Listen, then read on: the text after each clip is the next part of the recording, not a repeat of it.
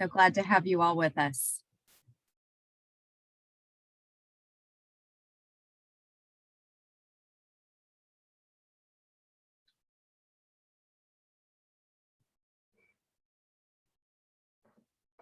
So I have 2:30 exactly. So I'm going to say welcome to our wonderful, wonderful administrators. This is Administrators Academy. If you are not an administrator, we are welcoming you as well.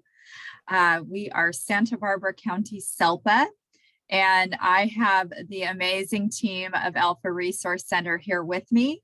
And we are going to be talking about a topic that is near and dear to everyone's heart. I've never had a bad IEP. So collaboration and proactive strategies for working with families. So I want to remind everyone today to please use the chat for questions. So if you could open your chat, that would be wonderful. Please stay muted throughout the presentation. We will give a few minutes at the end for a couple questions if need be. And then also just want to remind you all, we are recording today. So be mindful of what you say. And if wanting to use a name, please refrain from using personal names today. So I want to welcome the great team and our wonderful partners at Alpha Resource Center, Gina Stabile, Megan Davey, and the wonderful Patty Moore. And I just want to thank Alpha for their amazing partnership. We've just really love working with Alpha, and we're so grateful for the amount of work that you do with families and how you just really are supportive to our schools. So thank you so much, ladies. And Patty, I think you are on today. Yeah, I'm on, but all those instructions to everybody stay on mute, I hope not. I hope when I ask some questions, it's all about the feedback, because you've got a lot of smarts in this as well. I'd love to ask how many just came because they saw the title, but I know you might not have seen the title before. But last year, I was having a conversation with Norma Puga, and many of you might know Norma. She works primarily out of our Santa Maria office, and she's a parent of 3. 2 of her sons are served by the regional center, and she's been in special education, involved in special education since her little ones were very, very young. They just turned 25. And I was just having a conversation with Norma, and she said, I've never had a bad IEP. And I was like, wait, stop, turn on the video. I wish I could have recorded because you've got to tell me more, Norma. What do you mean? And so a lot of what Norma said, first of all, prompted me to just pull this out for a title for this 1 hour that we have together. But it's really all tied back to anything that we discussed today really goes back to that foundation of, I want to know why Norma never had a bad IEP. And so we're going to be talking a lot about words that I'm sure you've heard time and time again, the importance around communicating, developing relationships, taking time to build the trust, to build that partnership, and also sustain that partnership.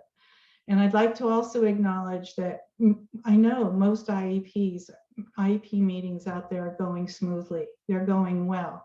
It just so happens that usually when we get the call at our office, or SELPA gets a call in Jen's office, it's usually because something has gone awry.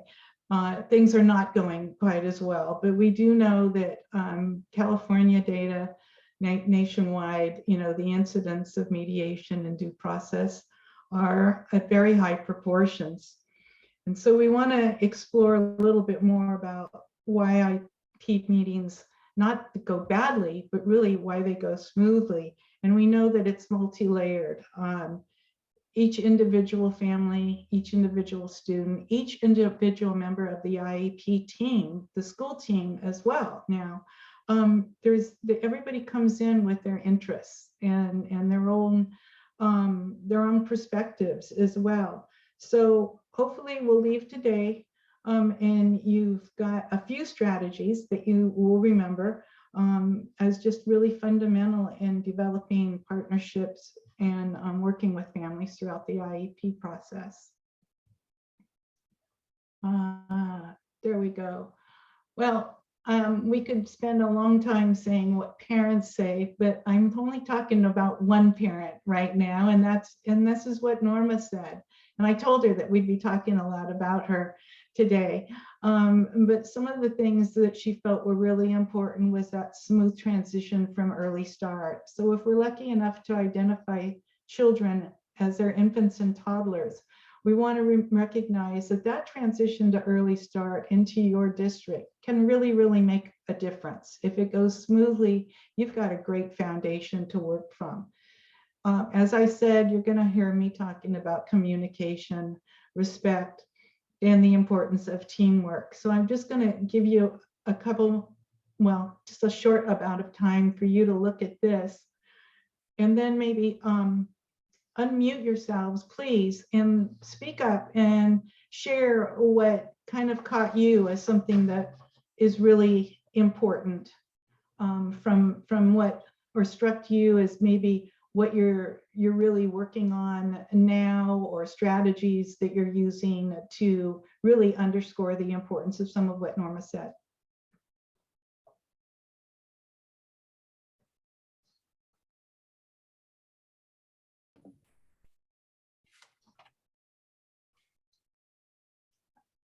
And I'm not going to be able to see everybody if they're raising their hand, so I'm going to count on Jen and the rest of the team, or just please speak up.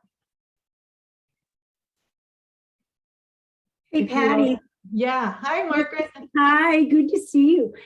So I'm just going to make a quick comment about all the years I've done IEP meetings. That last bullet about team and communication, where the mama said she's always asked for reports in advance so she could ask questions before the meetings.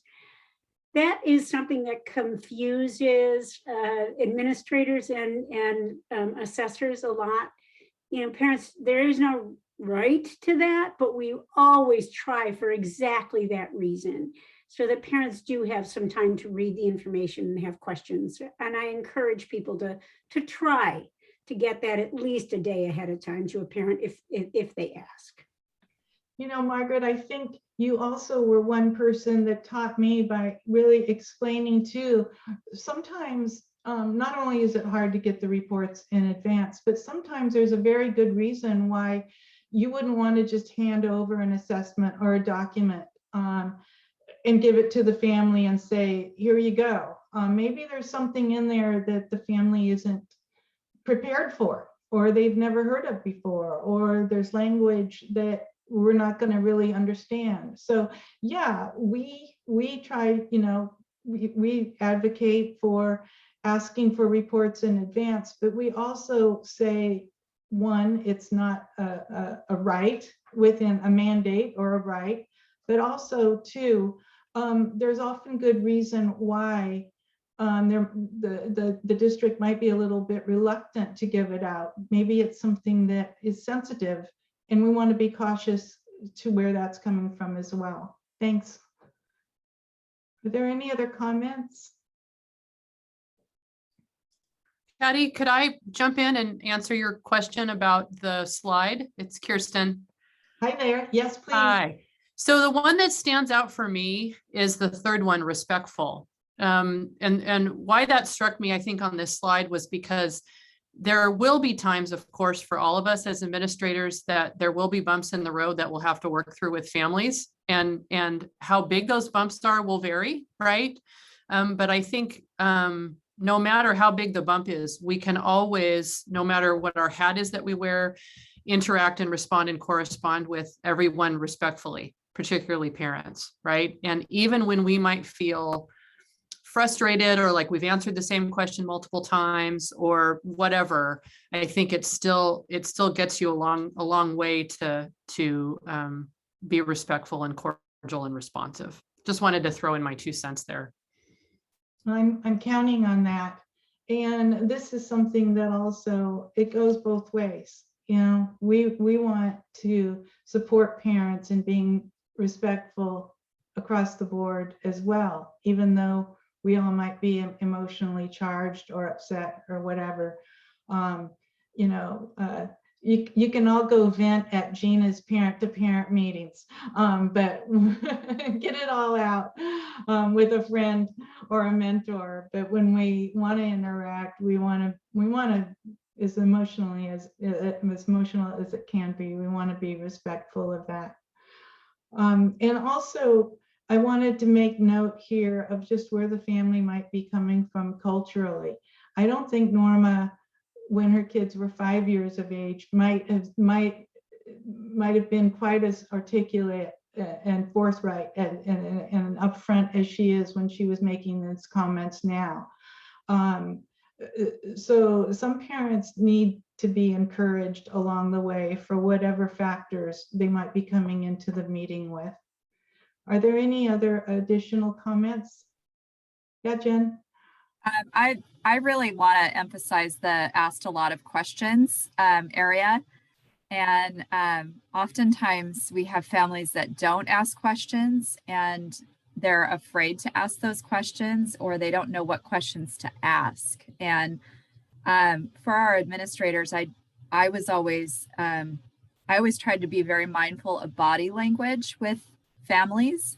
And oftentimes you have the big eyes and the kind of the deer in the headlights look, where a family may have been lost in all of our IEP jargon and all the acronyms, and they want to say, wait, stop, I don't understand. And then you have to kind of dial back. So just to really be mindful of giving families time to process what's being said, and then giving rest every now and then for that opportunity for a family to be comfortable asking a question, maybe of something that you've gone over already, but maybe they just didn't seem to get it in the context of what was being explained. So just being really aware of allowing for all questions to be asked, and to really watch body language of the family in case there's a need for more clarification. I think to that point, I think it's important for that body language, especially when we have a translate interpreter. Sometimes it can get lost in translation. And so really being aware of their body language can, even over Zoom, is an important thing to keep in mind. Yeah, thank you. And so now we're done and you guys can go on, because I think you're all bringing up really good points. No, I'm not an administrator, but I did talk with some administrators along the way, and I actually did a little research on this. And just to get us started, we know, again, we're going to hear communication is critical, but I've got a visual up there, and it's time to plan. And as you can see, they ran out of room or time in finishing that plan. And so I want to acknowledge that if you can take the time to plan, it's going to save you in the long run. We know it. And so a pre-planning meeting, you know, if you can have that communication going, and maybe a phone call to check in on the family prior to the meeting. This is a good time where number 3 on here, the third bullet, talks about a meeting agenda. So maybe when you're setting up the time, you or your support staff are setting up a meeting time, an IEP meeting time, maybe that's a good time. Instead of just sending out a notice of when or where it's going to happen, you can make that phone call or somehow communicate the IEP meeting is coming up.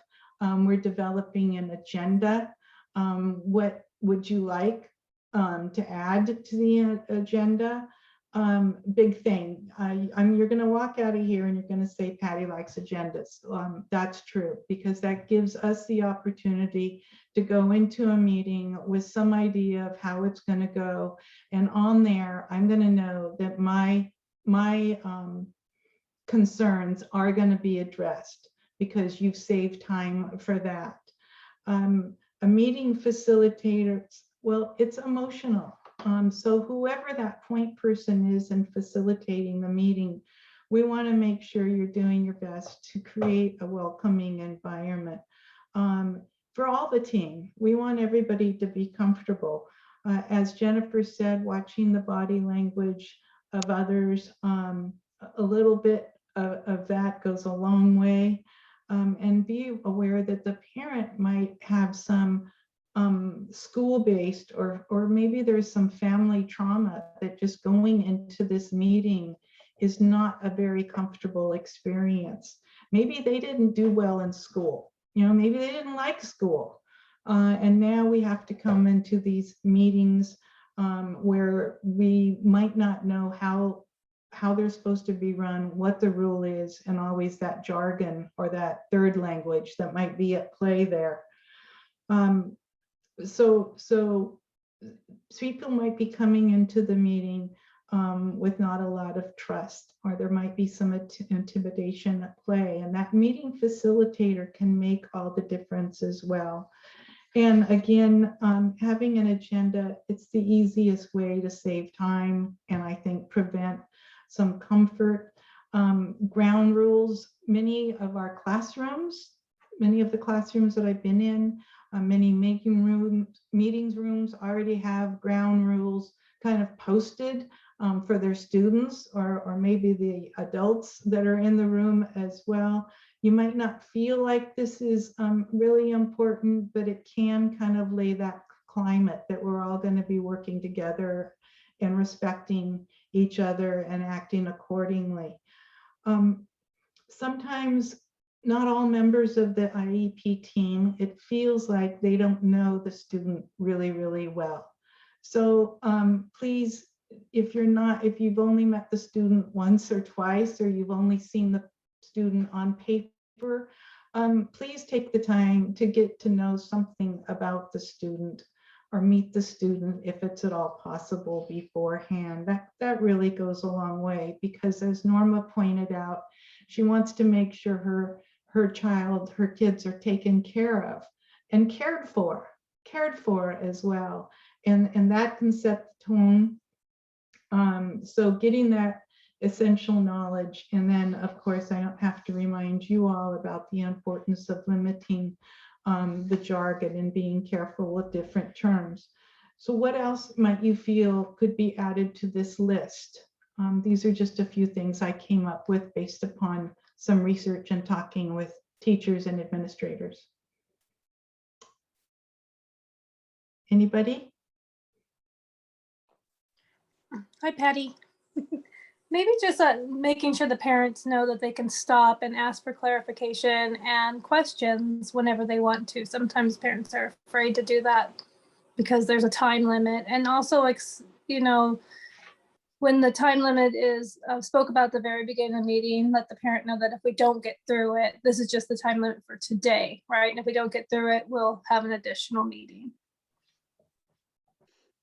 Very good. And we're going to be going on that and moving on that as well.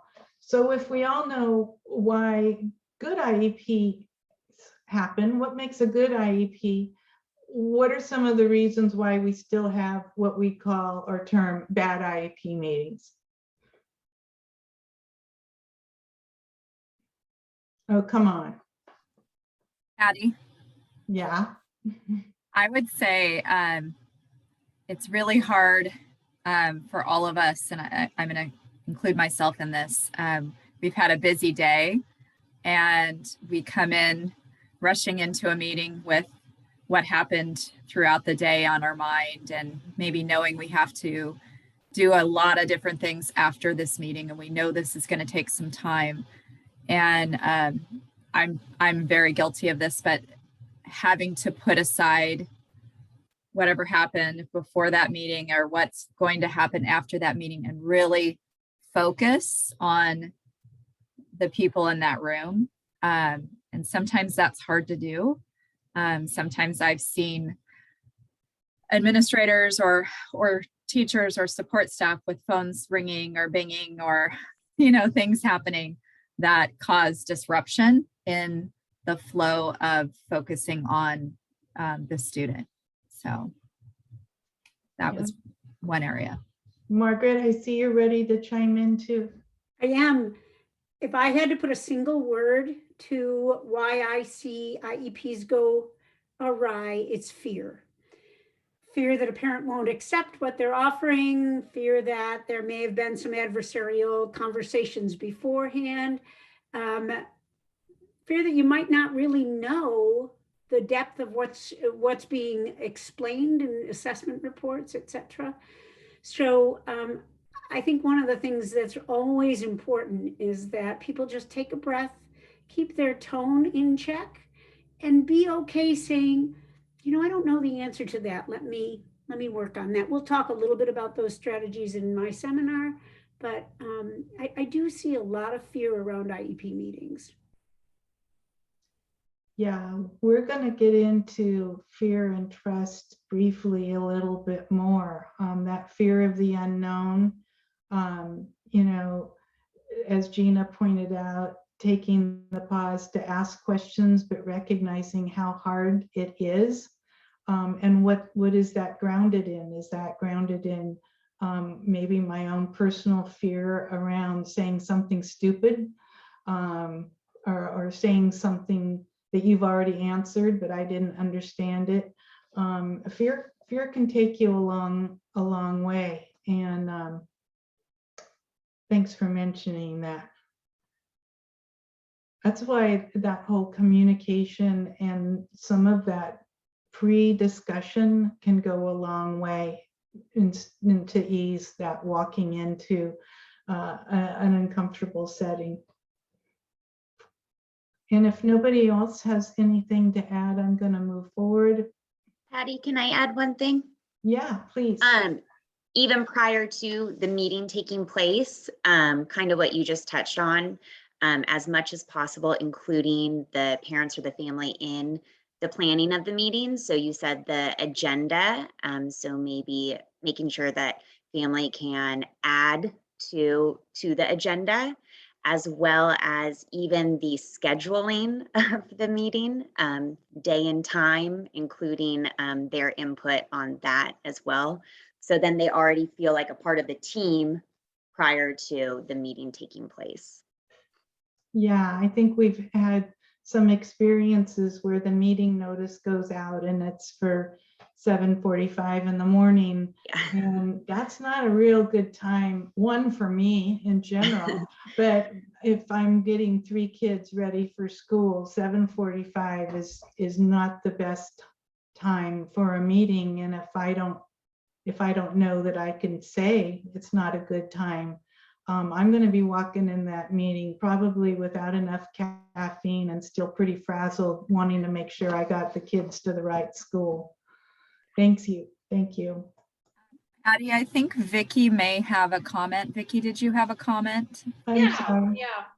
I was just going to say, like, I sometimes have sat in an IEP meeting as a teacher, as an administrator, and I think sometimes when it goes a little south is when there's not that positive regard, that maybe people have come into the meeting with some biases, both, on the school side, but also the parent side. So like when people are mentioning, you don't know necessarily the story of the family as you're walking into this. And I think having that positive regard that everybody's here for what's best for the child is really important, especially in these times. And I think that sometimes we as educators may forget that. And I think it's important to remind ourselves of that positive regard. They're here because they want what's best for their child. And that helps when you have that mindset coming into that meeting. So. And you're here because you care about that child too. And we want to make sure that that shared vision is conveyed across the board. And I try to look at any of these slides as kind of both sides, so to speak, that they're not sides, we're all in it together, but sometimes it feels that way and we just don't want to perpetuate. And that's where I'm going to bring up a term that I learned about, I think it was 2004, and I was really puzzled by it because one, I like to avoid conflict. It's not something that I like to jump right into. Why I'm doing any kind of mediation, I'm not sure, because it puts me in the middle of conflict. But when I saw conflict as a way to really build a partnership, I tend to look at the word conflict a little bit differently. So conflict is actually an opportunity to build or maybe rebuild a partnership that can go and sustain itself down the road. So if there's hopefully you don't run into many conflicts with families in preschool or in, the early years, especially, if that family is planning on staying there in your area for the next 12 years or more.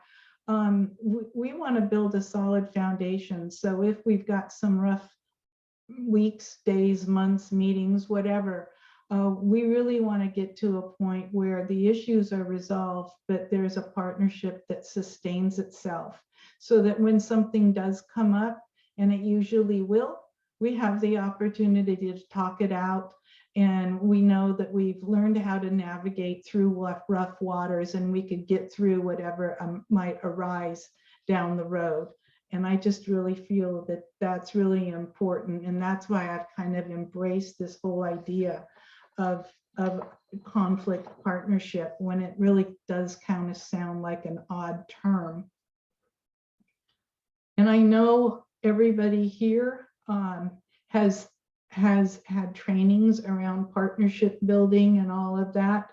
But for the purposes of really looking at the IEP process, there's some key points that are really important if we're going to build and sustain that partnership. So I'm going to be asking for some help here from my partners in crime, so to speak. Gina, would you touch on the first couple bullets, please? Sure, no problem. Quickly. Just for shared vision, keeping the student first. So many people are coming into the IEP with their own agenda, with their own reports, with a parent having a list of questions and concerns. And sometimes those become more about things they've heard just from a parent perspective, things they've heard other parents say, or things they know other kids get, and they may not even need for their kid, but they want for their kid. They don't quite understand that. And so with all these things coming into the IEP meeting from all different directions, it's the importance of keeping that student first. So are we clear on expectations for the student? Is everyone there for the student? Is there agreement on what we want for the student, right? Not what the mom or dad think or whoever think the child deserves, but what they need for their educational goals, right? Am I going the right direction, Patty? And just really, we hear so much, and even myself personally, where we come in with lots of expectations. And so is the gen ed teacher and the APE person on the same level? Are they as the parent and the speech therapist? Does the parent even know who the APA? And it just becomes so much about the parent, when really we want to make the student the center point and keep that focus always, and drawing back to the student comes first. It's what the student needs, not what other people think they might get. Correct? So that was that. And then, does anybody have anything on that? Patty? Go ahead. Okay. And then there is a focus on individuals, the roles, responsibilities, and rules of conduct, engagement, team members. Who does what? We come into this room, who's the leader? Is it the administrator who's taking notes, who often doesn't speak, who takes notes? Is it the case manager? Is the parent? You know, who's in charge of this meeting, and who's, you know, sometimes for a parent, it's like, well, who's saying means more, right? When equally, again, going back, it's just about the student. What's right for the student is what the focus is, not who's, you know, who someone thinks is right or wrong or in charge. Sometimes parents get overwhelmed by that, so they are not sure. So you're having a big conversation about a certain goal, or maybe an assessment result, and then all of a sudden someone who hasn't spoken the whole meeting comes in and kind of takes over. And oftentimes a parent will step back if that person shares some information or makes a statement, and seems to be a conversation ender. You know, as Margaret said earlier, and I've been in some IEPs with Margaret before, that phrase, "we'll get back to you," you know, is so important. It's in particular important to parents, because that lets them know that they're still a part of what's happening. And someone really is, there is some rules to, and maybe everybody doesn't know everything, right? Again, why is that person on their laptop? Why? It's just like when I started on, of course, all my alerts went off. Why are they getting alerts? Why is their phone dinging? Why are they looking at their iWatch? You know, and the whole thing, when we're really supposed to be focusing in on my child right now, my student. So. Yeah, and I can just tell you all that my son has just called me 4 times throughout that brief time that you were talking, Gina, and I did get a little bit distracted to figure out what the heck he's calling about. I like that. I had one parent say, you know, what is she doing on her laptop? Is she doing email or is she shopping? So maybe when Margaret goes to the note-taking thing, she can acknowledge that.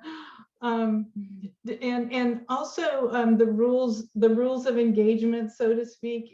If you're a team member and you don't know what the rules are, you're already coming in at a disadvantage. So what are the rules of engagement during an IEP meeting? Maybe a parent's not going to ask in that sort of way, but if they go in and they don't know what the heck is going on, they're already not at, they don't have the ability to, or they're already lacking in that opportunity to be an informed and equal participant. Jen, were you going to jump in here a little bit about the understanding of objectives and the importance of communication and expectations? Sure, I can.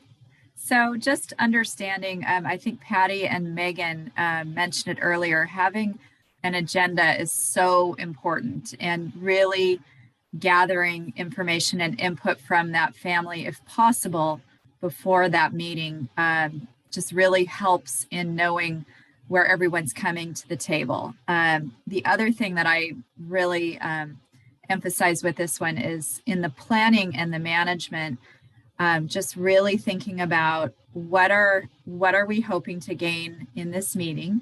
What are our objectives, whether it's to go over assessment results or to finish maybe a meeting that has started a couple days prior or a couple weeks prior for that matter. And maybe it's just to be clear in communication. So being able to understand who is doing what on the team. So who is going to be responsible for getting back to the parent about the next steps for moving the student to general education classes or to changing the schedule or whatnot.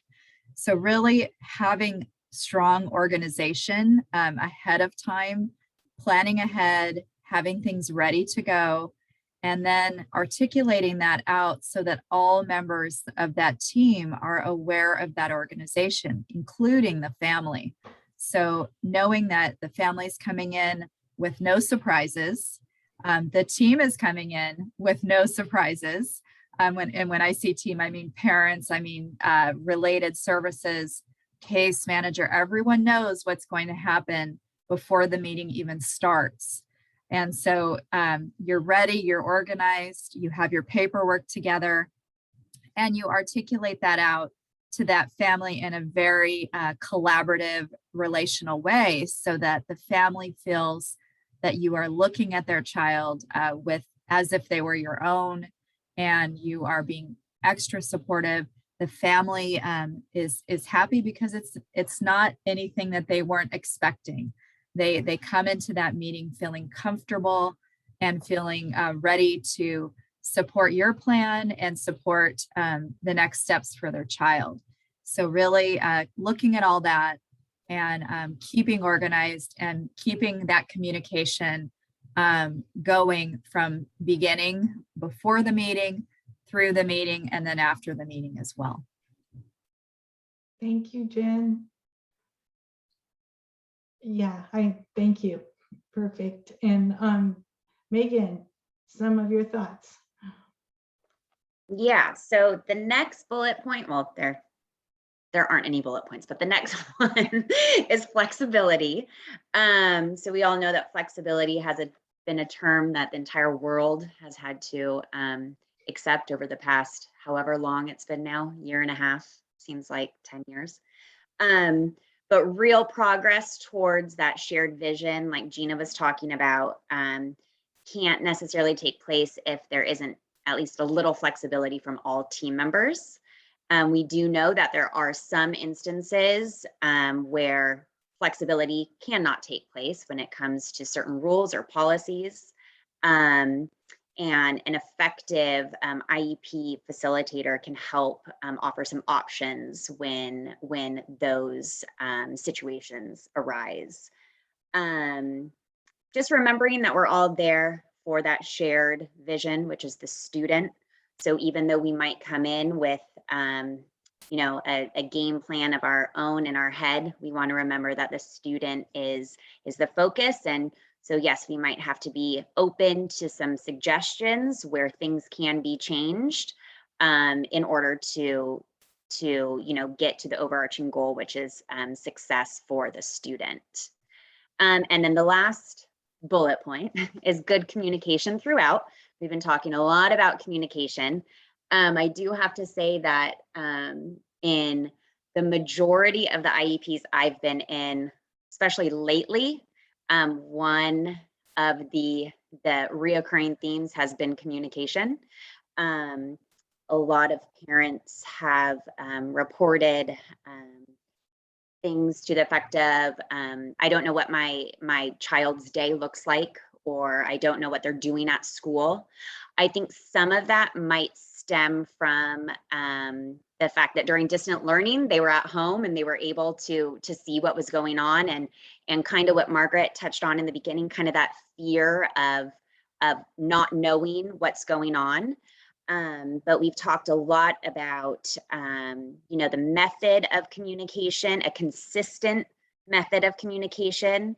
If the IEP does have a communication log, whether it's daily, weekly, bi-weekly, but really coming together as a team and figuring out what method of communication works for everyone. So not just the parents.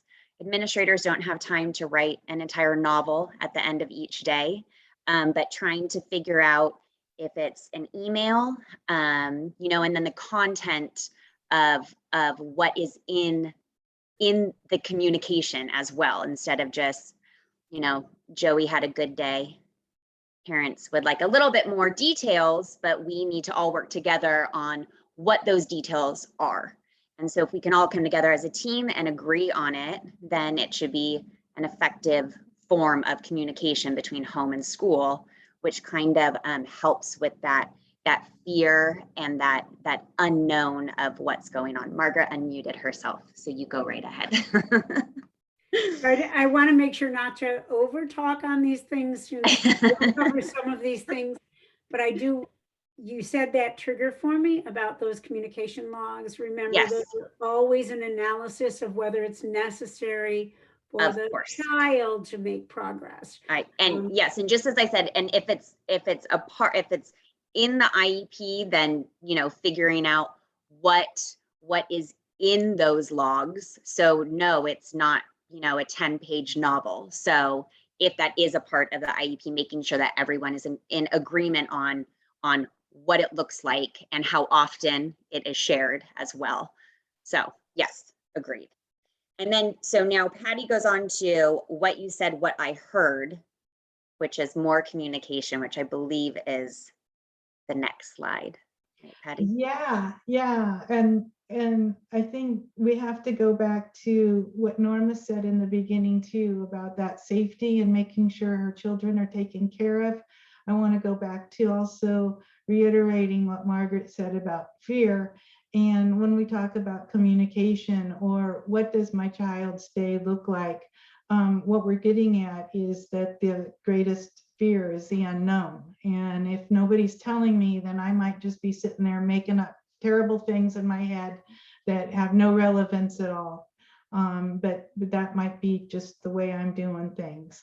And so I wanted a whole hour to have fun just doing what you said and what I heard, but we don't have that. But the bottom line is, sometimes it's just a passing statement or a passing comment. And what you said and what I heard may be completely different than what was intended. And I remember times where a statement has just cut me to the quick.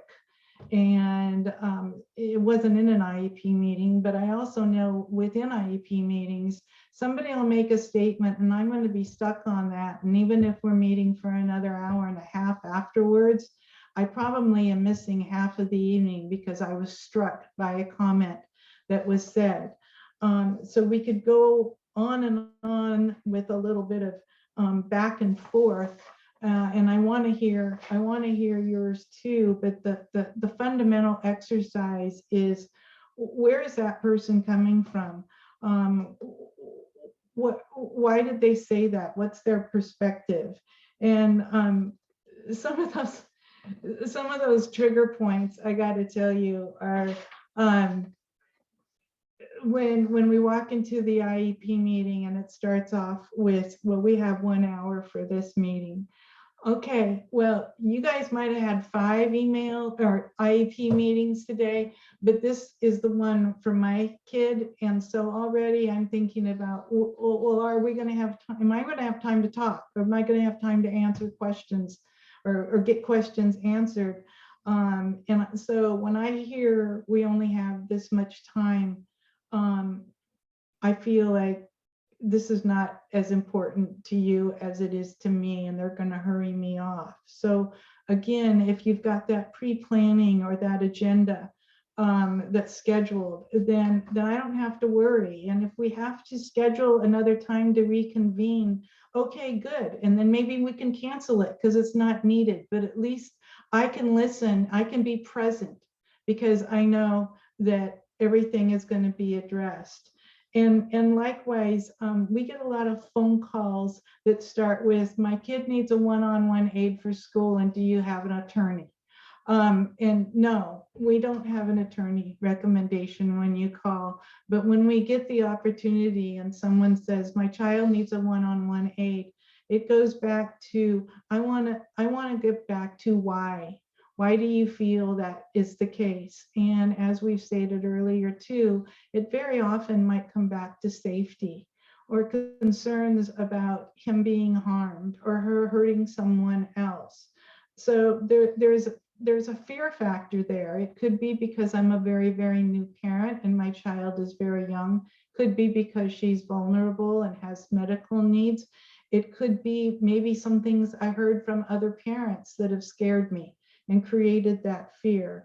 So a question like one-on-one aid might set you off as administrators, but if we take a step back to consider where that might be coming from, very well, we are able to walk that parent through the process that determines that maybe the child needs some extra supports at certain time, but very often not throughout the entire day. I know a lot of families are coming in to where they're saying hurtful things to you as administrators. And again, I would love to spend an hour going back and forth on this. But I've heard from one teacher in particular, and they kept saying about how the parent came in and there was already just so much anger and frustration. And the administrator, the teacher, excuse me, was saying, you know, they're not even giving me a chance here with this baggage, what happened in that year before. And so the administrator is feeling, I don't even have a win here. They're already so ticked off. On the other hand, very often a parent might go in and say, well, if you would just talk to Mrs. Smith, because last year she did this, well, that would probably turn you off, a new teacher off just as well. But maybe what that parent is saying, you know what, we had years and years of frustration, but Mrs. Smith got it. I don't need you to reinvent the wheel here. Can you guys talk to each other to discuss what works and that sort of thing? So just going forward, I would love to have more fun with this, but just to secure some time here, if we can take the time to figure out where that statement is coming from and be cautious with our words, I think it'll go a long way.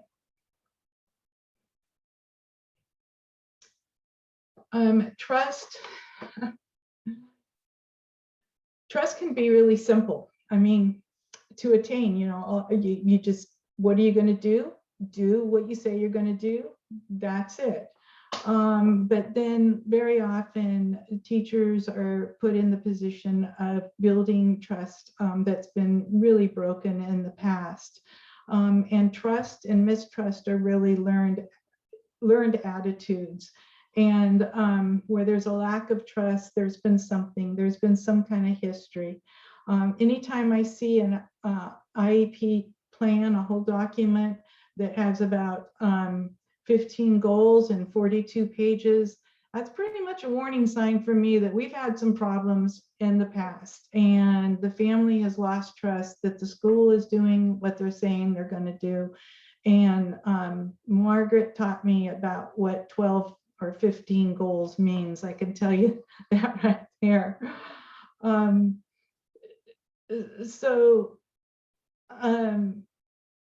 I'm sorry, I just lots of time. So that monitoring, keeping that communication going, talking about how the progress is going with that student, that's really, really important. And I've got to say, just from my own personal experience, and there's only been a couple, but we had a really rough start to our son's transition to high school. However, through a very tough time, a successful partnership was developed. And when we think about things,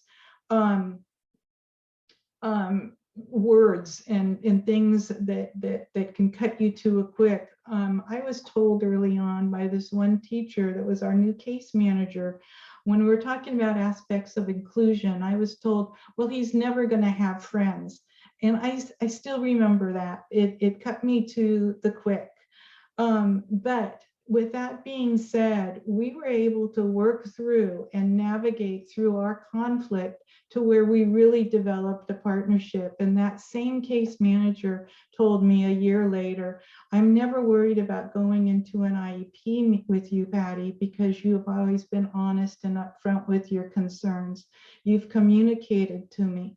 When I'm in an IEP meeting and a parent just throws out all of these concerns and really blows up with issues that I didn't even know were issues before, that's when I feel hijacked. So that planning and that monitoring and that communication is critical, not to overburden you and your school team with a lot of communication, but it goes a long way. And one of our references back at the end of this that you'll have in a separate document too, is if you visit the Cadre Direction Service website on alternative form work and dispute resolution, Tracy Gershwin just did a great webinar on trust.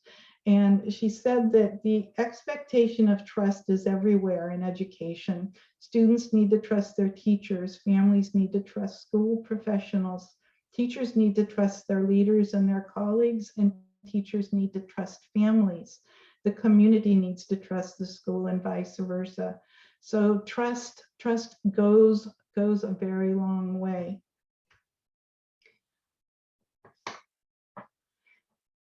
The bottom assurance, as Norma pointed out, was she needed to know that her kids were safe. So we talk about, we can only provide the assurance that the parent is able to move on by engaging them. And that's going to be really challenging for some families who aren't open or confident in being able to express their concerns. There's also that underlying interest, and I know some of you have been trained in negotiation and mediation, but we really, once again, have to take the time to go back to what that underlying interest is.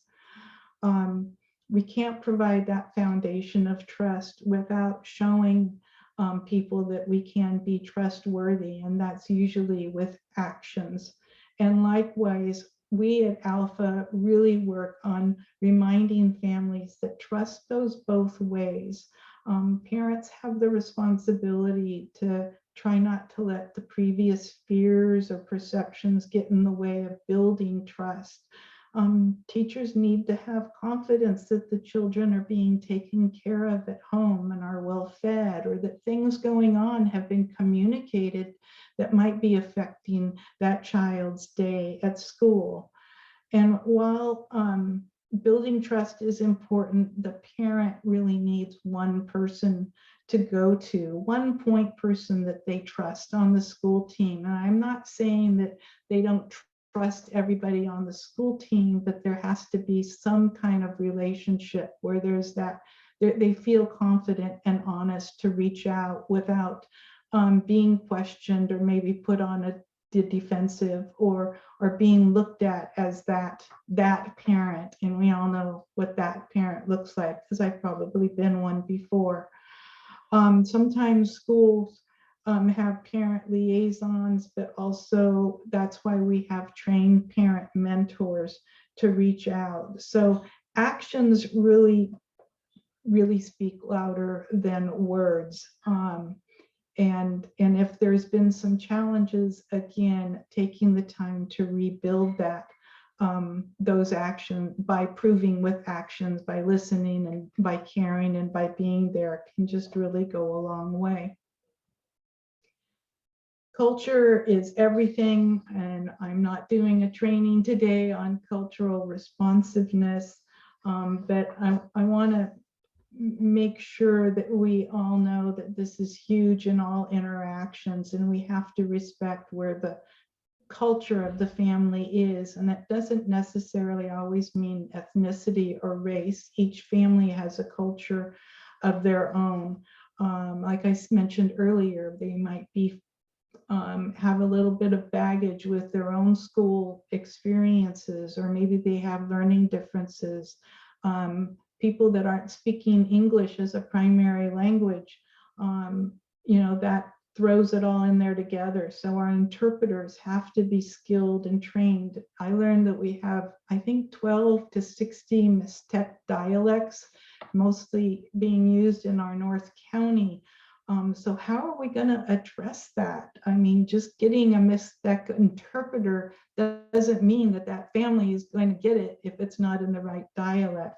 So we are reaching out to MyCop, the resource center up there, to learn more on how we can support families of who are primarily using different Mixtec dialects. So we as Alpha are partners here to reach out to you to say, if you're running into some challenges, maybe engaging a parent or a family, or maybe you just want to bounce something off. You don't even have to share a parent's name or student's name. We might be able to share that parent perspective a little bit more to help you work through whatever might be causing some of the challenges. I can't say it enough. I know you're going to get tired of me, but really take the time, just take the time that it takes, because it's going to help in the long run. Establish that process for communication, whatever that's going to be. Some parents are not comfortable using technology. Some parents can't read. I know it's time consuming, but it's worth it. Ensure that you've got that accurate and skilled interpreter and translation when needed. Check in with the whole team, including the parents, before the meeting, so we're all not walking in there cold. We don't know that nobody likes the meetings to be hijacked. None of us do. But setting that time to plan for that meeting, once again, this is one meeting. Ideally, it's only one meeting a year, even though you're probably going to 5 or 6 in one day. So the family is going to get a lot when they're seeing how much you really care. And I had one thing on goals. I remember when I worked in the infant program, this infant specialist was working on having a toddler use her spoon. And she wasn't making much progress, and it wasn't until the infant specialist went on a home visit, and they were sharing meal together, and they found out that the family didn't use spoons or forks or utensils in the home. So the goals that you're developing, the family has to have some buy-in on those goals as well, and it'll go a long way as parents, as teachers too. And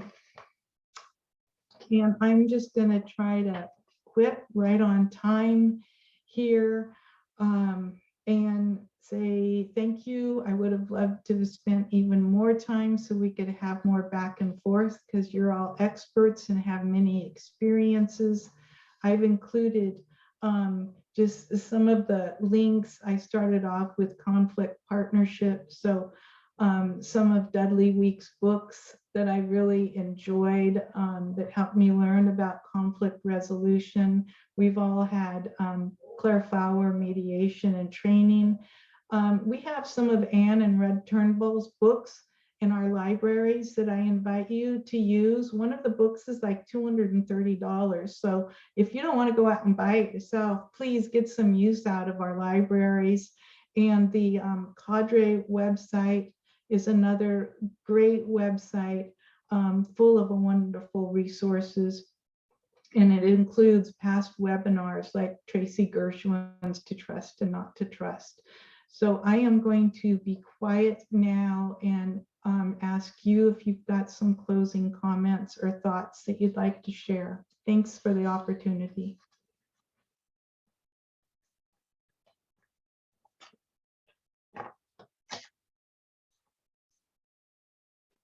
I have just one comment, Patty, what you were just talking about with communication and trust. We all, believe it or not, even our team, the resource coordinators, we all have parents that need a lot of our attention. And I know when IEPs start rolling around, some parents need way more attention and take up a lot more time and space than others. I would just say, check in on those families that have, especially those ones with kiddos with a lot of complicated needs or maybe special health care needs that aren't talking to you and needing a lot of attention, because sometimes those are the ones who actually have some concerns that you could help with and they're afraid to ask.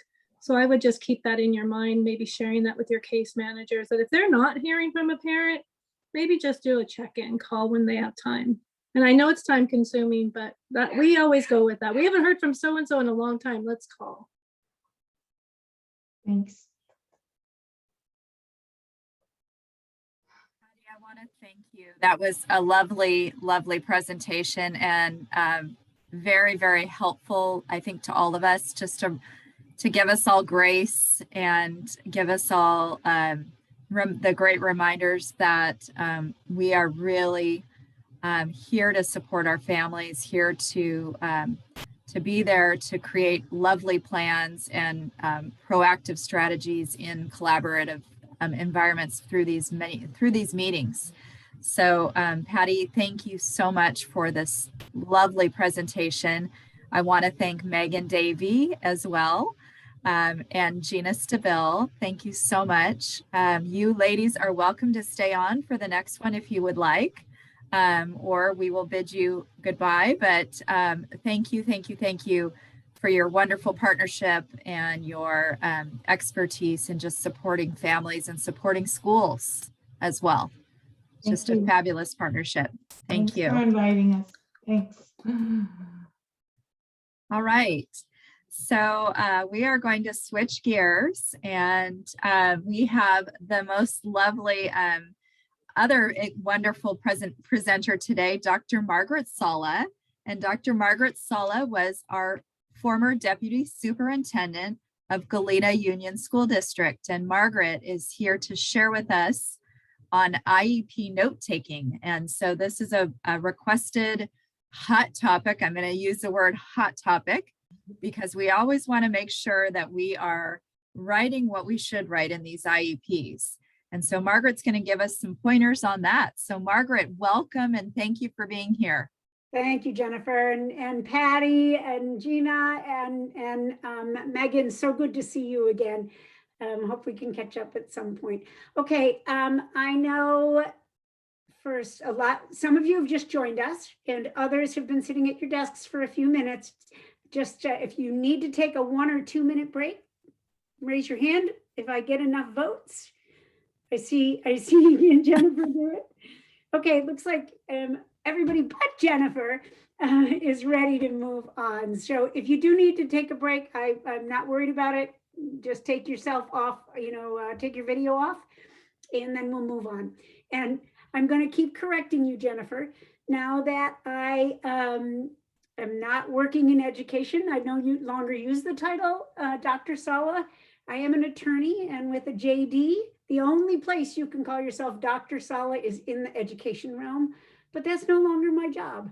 So I'm going to try to share my screen. I am not as savvy and tech wise as y'all, so let me make sure I get to the beginning of my presentation and put it on share screen, and it did what I didn't want it to do, and see if I can do this right. Otherwise, I'll just do a PDF of it.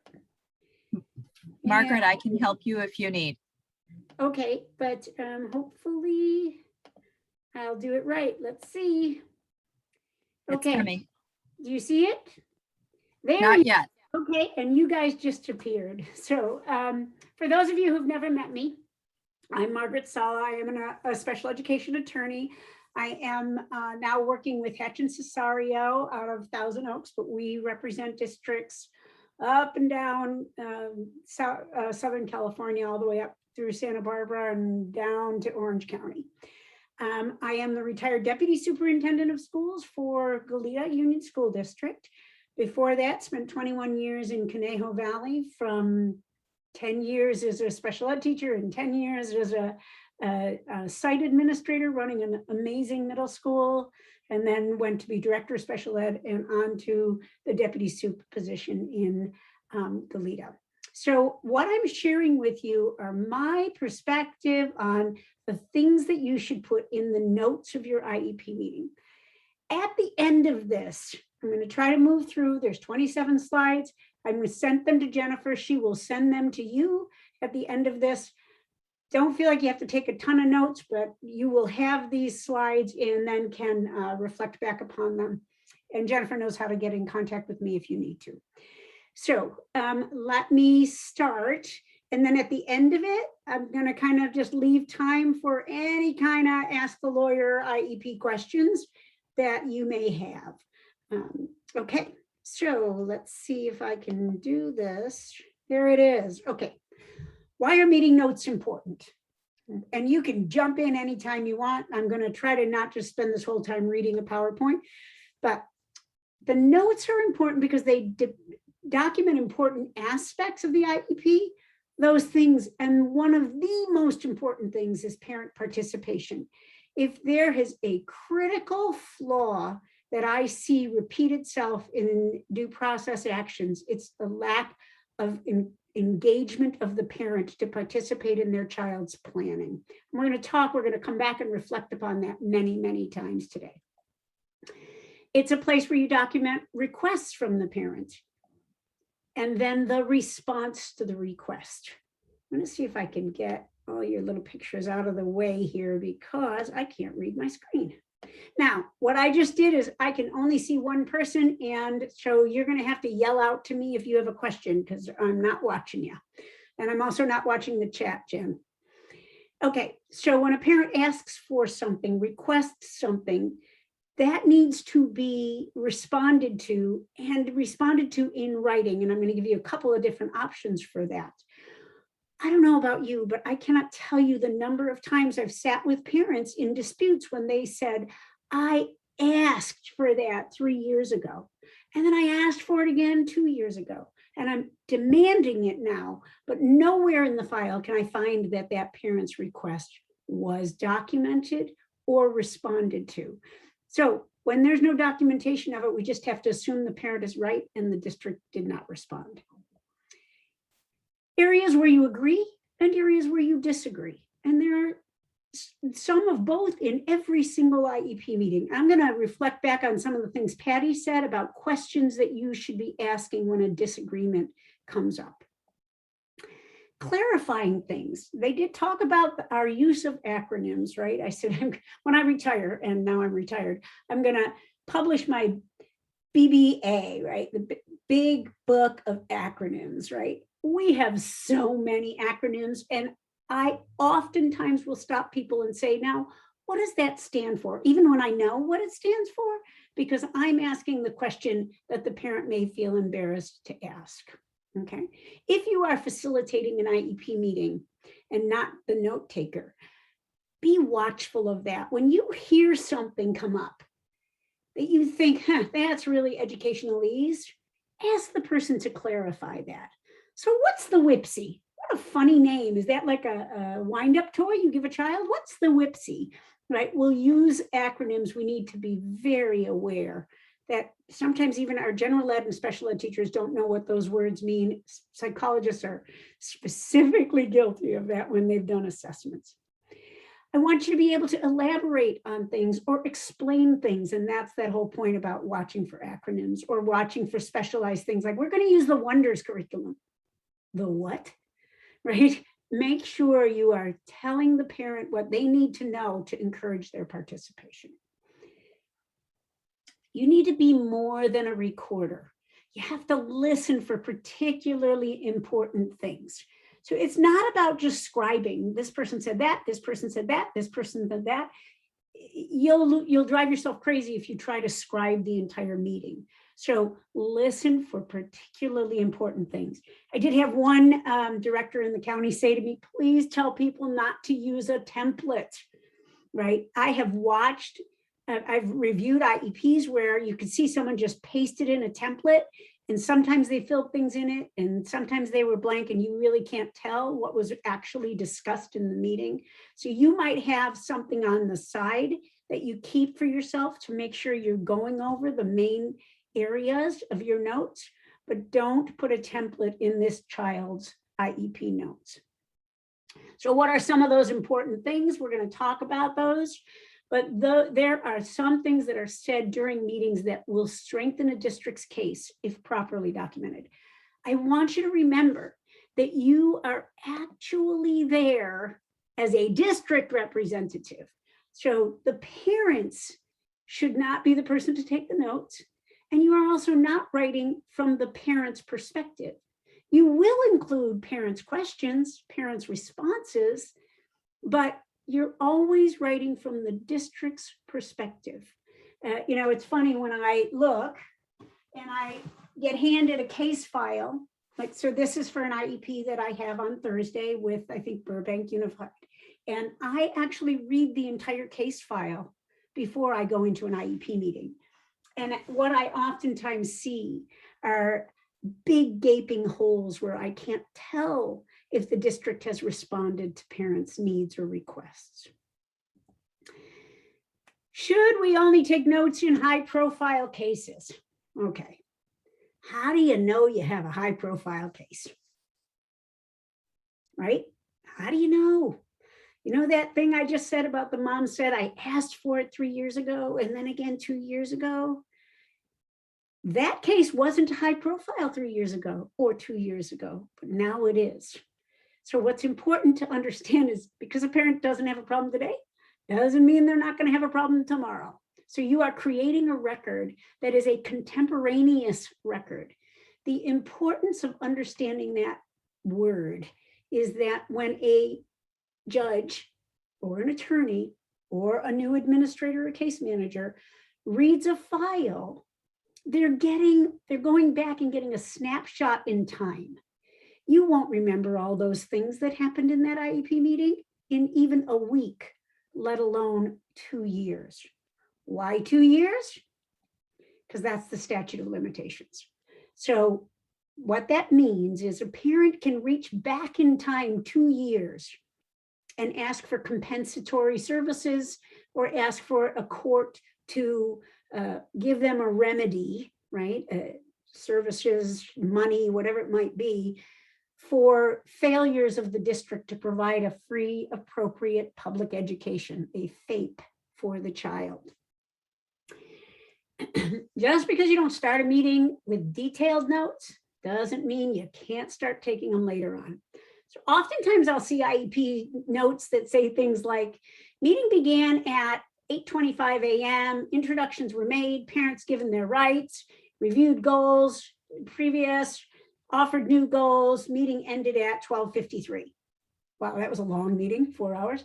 But the idea is that I want more than that, but sometimes we're just not taking those detailed notes, and then you hit a wall in the meeting.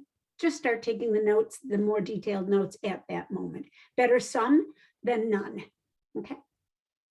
And also, it's good to know who is going to be taking those notes. So this is an administrator's academy that you're doing, but it doesn't have to be the administrator that takes the notes. Whoever's taking the notes should be trained in how to take notes, because it's easy to make errors in this process if you haven't really had some training. So I'm saying that if you as a district feel, you go to your district, feel that you want, all your administrators or all your special ed teachers or whatever to have this workshop, please let Jennifer know. I can come and do this or do it virtually for other districts as well. So we move on. General guidelines. Sorry, I picked your pictures back up again. Now it's blocking me. Okay. Always write in a professional manner. You don't want to use slang, okay? Or colloquial speech. Use the third person point of view. Don't write things like, I replied to the parent. I would say, the deputy superintendent replied to the parent, or counsel for the district replied to the parent. Stick to the facts. When we look at a file and we see, Dr. Sala disagreed with the parent and felt, it really wasn't necessary to address this concern. Okay, that's nice that she felt that, but what was it based on? Right? What was it based on? And there is usually some factual basis behind that. Be clear in your notes. Don't use contractions. This is just a bugaboo of mine. I like to use a more formal language when I'm taking notes. And remember, you always will have time to go back. You can scribe quickly. And I'm doing this because I type all my notes as I'm going. If you are taking notes or whoever is taking notes, make sure the parent knows that that's what you're doing in the IEP meeting so they don't think you're actually responding to emails or those types of things. And I am going to give a caveat. I do have my phone here because my mother-in-law is in dialysis right now. So I need her to make sure that I'm not getting called by the dialysis center. So do excuse me if I have to take a break. Break up your writing into paragraphs. Otherwise, it's just very hard to get through. So just try to do that. And again, it may mean you're going to go back and edit those notes later. That's usually what I do, is I don't ask the parent to sign an IEP without the notes, but I want time to make sure those notes are presented in a professional manner and actually are talking from that district point of view and that it's factually correct in the notes.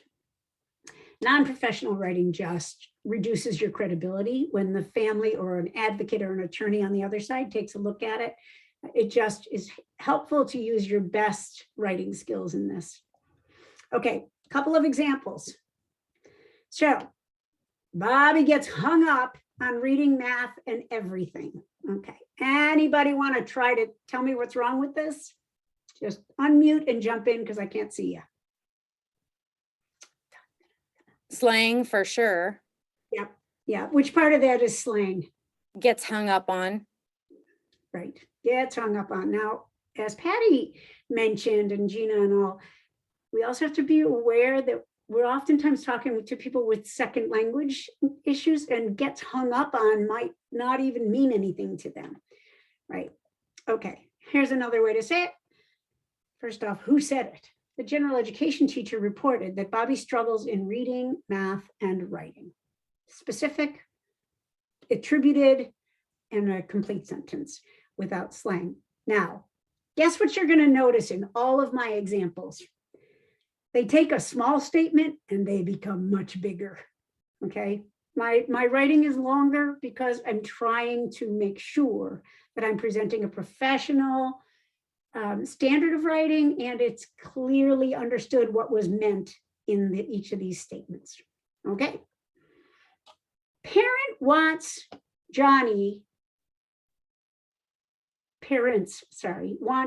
to have tests read to him. Mr. Smith is not altogether comfortable with this. Okay, what's wrong with it? Tell me anything you see in here that's wrong with that. Well, I probably, instead of saying want, would say like parent requests. And then altogether is not altogether comfortable with this. I would probably want to elaborate and say like, what was it that he said, why that might be an issue. Thank you, Kim. First one, want, it's a request. And the reason I make that bold is because remember, you always want to respond to a parent's request. Parents request that Johnny have tests read to him. However, who's Mr. Smith, the principal? The principal does not believe it's necessary, because everything in an IEP is necessary, not optimal, just necessary, as Bobby's visual processing skills are within the average range. Parents agree to having Bobby take tests without accommodations. So that last sentence, how would you, if you're taking notes, how would you know the parent agreed, right? Well, you would ask them. You would ask them. And there are certain phrases that I use a lot, or statements I use when I'm asking questions of parents, right?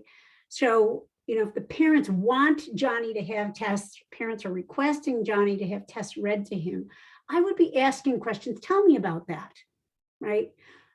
What is it that you see that makes you feel that that is a necessary accommodation for your son? And I want those things, those questions asked, and I want those responses put into the notes, okay? And that word necessary, remember that our job is to provide what's necessary for this child to make meaningful progress in school, not to be the best that he could be, not to meet grade level standards, to make meaningful progress for who he or she is, or they. Okay, some more general guidelines. Use titles, not names. The IEP follows students to other districts, other counties, other states. They have no idea who Mr. Smith is. Johnny goes to Mr. Smith, Mrs. Smith, okay, maybe Mrs. Smith is married to Mr. Smith. Mrs. Smith for reading, okay? Johnny sees a reading specialist daily for assistance with decoding. You see the difference in that? And I point this out with reading specifically. Anybody who's read a special education assessment report knows that reading gets divided into many different categories. So you have decoding, you have comprehension, you have listening comprehension, you have, the writing problems, or all of those other pieces that go into an ELA program. You need to say, what is it the child is actually getting that assistance for? So in this case, it's decoding. Another one. Do not name a specific person. Mrs. Smith will work with Bobby daily. Why? I was going to jump in on this one. Why don't you name a specific person? They Well, can isn't it- leave. Yeah. Right, Ashley, or become a coordinator, right? Or win the lottery and move to Tahiti. Mrs. Smith may decide to quit her job next week, but the IEP specifically says Mrs. Smith, and only Mrs. Smith will be working with Bobby. What now? What now? You have to fix that either with an addendum or an amendment or another IEP meeting, or just don't do it. Name the category of specialist, not the person. Now, that doesn't mean you can't say Mrs. Smith, comma, the reading specialist reported X, Y, and Z. But in offering services for the future, just use the title, not the person's name. State the person's position. The reading specialist will work with Bobby on decoding for 30 minutes daily. Another point, be objective. Be aware of the voice that you are using in your writing, okay? Now, Patty and crew just talked about how your tone of voice can affect you in the presentation. After they leave that IEP, they're taking home your voice in reading. I just was assisting my son who's doing some management of staff now. He sent me an email and said, Mom, can you read this for me? And he had all kinds of little things in there that I had to say to him, remember, when somebody reads an email, when somebody reads a document, anything that's happened in that person's day becomes the tone in that document. So if they've had a crappy day and you say, we all make mistakes, they're going to read, you made a mistake, right? Or they're going to read, hey, see, even Justin makes mistakes. None of those things are what he was saying, right? So be aware that you want that professional tone of voice so that when somebody reads it, they insert that tone and it can't be mistaken for something else. Here's an example. What's wrong with this sentence? Anybody? Demanded. Right. So that's just an adversarial tone. And by the way, the mom might have gone, or the dad, right, might have gone, I demand a speech assessment. I don't care that they said it. I'm not going to write it. What am I going to write? Oops. Stop it. Parent requested a speech assessment. I'm going to be nice to that parent in my writing, just as much as I'm going to calm them down in an IEP. And I'm going to segue onto communication in the meeting. I believe most everybody in this room is an administrator. I have always taken this as my role. When I see a parent getting aggressive in a meeting, I go back to that fear point, right? I do not allow a meeting to move forward when I have somebody raising their voice, pointing their finger, standing up or leaning in. I will stop the meeting, ask people to leave, and then have a one-on-one conversation with that parent about my expectation for how we're going to treat them and how they're going to treat us. And once in a while, I'll have to stop a meeting entirely and then reconvene it. I've had to do that when attorneys out for the other side start acting like knuckleheads. There's my middle school language coming in. So I'm not going to write in an aggressive way, and I'm also not going to allow people to speak in an aggressive way, no matter which party we're talking about, the district side or the parent. Margaret, I have a question regarding that. Okay. It's Kim Ortega here. I have had over the past year some quite contentious IEP meetings. And one of the attorneys that is representing the student is doing exactly what you're describing, screaming, yelling, cursing, pointing fingers. When I brought it up to, and, we have our attorney present for the meeting as well. And we've done the, planning for the meeting ahead of time where we all meet. And I've brought up that idea of, I really don't appreciate the way that this attorney is addressing my staff. And our attorney was saying, well, that's kind of how they are all the time. And, we want to get through this. And so like, I don't know if I've set the Kim, wrong here's- precedent. Here's what I would say to you. Each of us as attorneys and as administrators and as teachers have our own style. This is mine. And I think if you were to speak to anyone who's ever been my employee or anyone that I do come in as representation, they will say, thank you for that, but it's not everybody's style.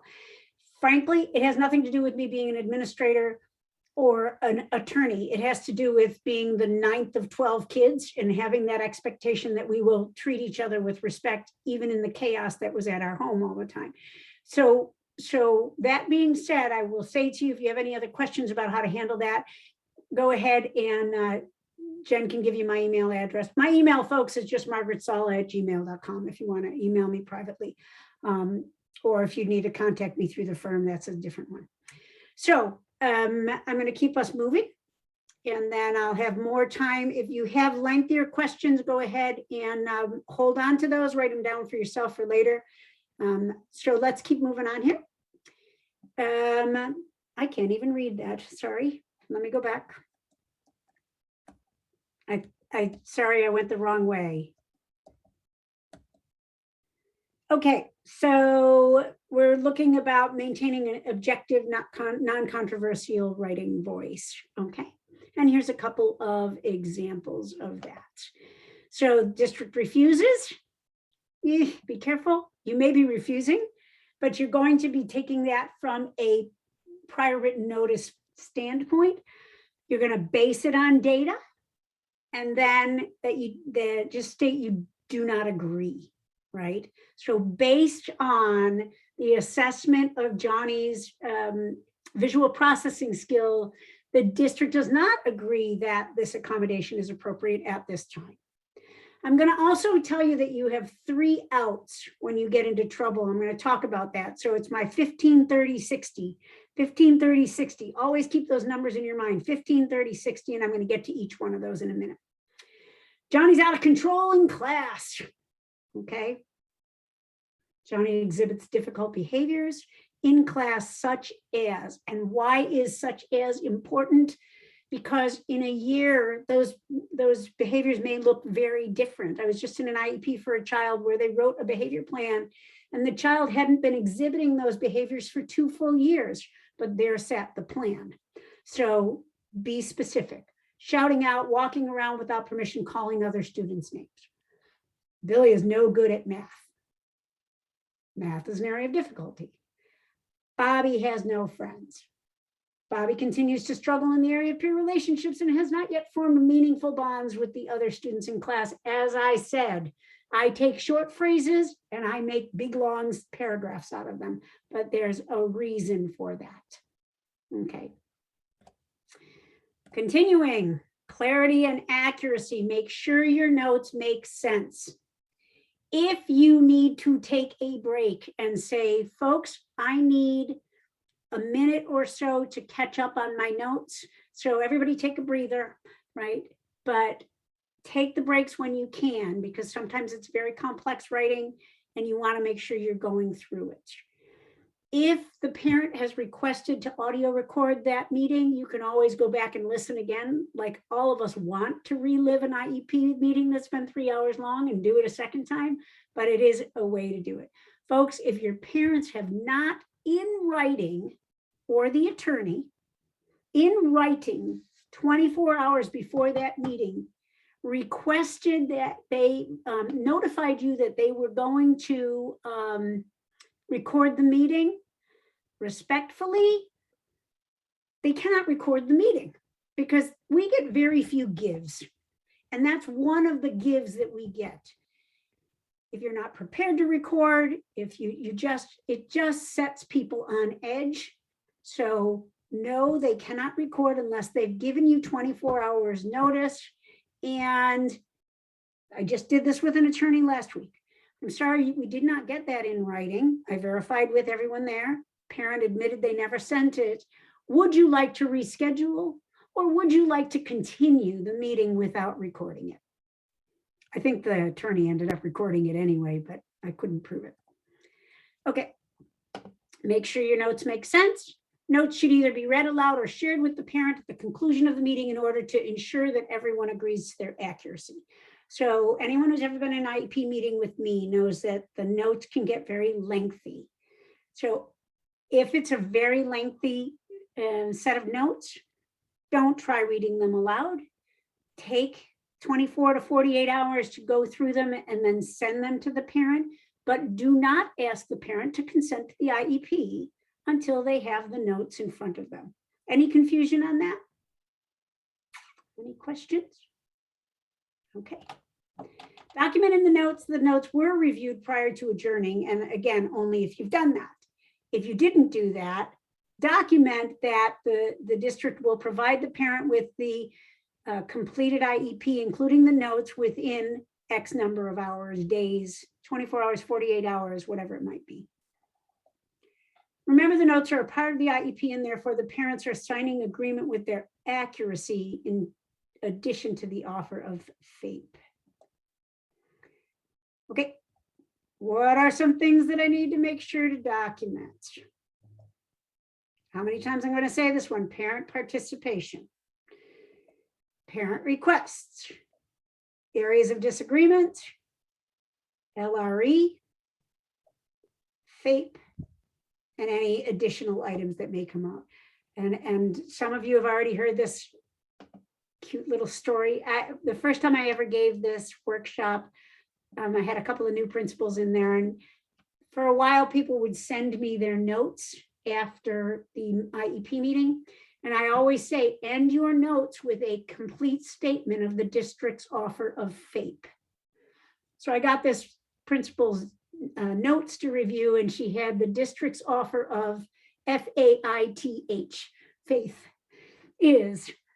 I think sometimes those are the same thing. It's a leap of faith. It's an offer of FAPE. But at any rate, it is a free, appropriate public education. And if you're going to use that phrase, those letters, those acronyms, please make sure that the parent knows what it stands for, especially in first-time parents with new IEPs. So what is meaningful parent participation? So, and I quote, the district must come, sorry, your picture is in the way, to an IEP meeting with an open mind and several options, discuss and consider the parents' placement recommendations and concerns. And then the IEP team must make a final recommendation. So I know I've been in many, many IEPs where they come with the completed document. You just better be ready to make changes to that. And it better be marked draft all over the place. And we start out saying to the parent, this is a draft of what we're thinking. But of course, your input is very important to this.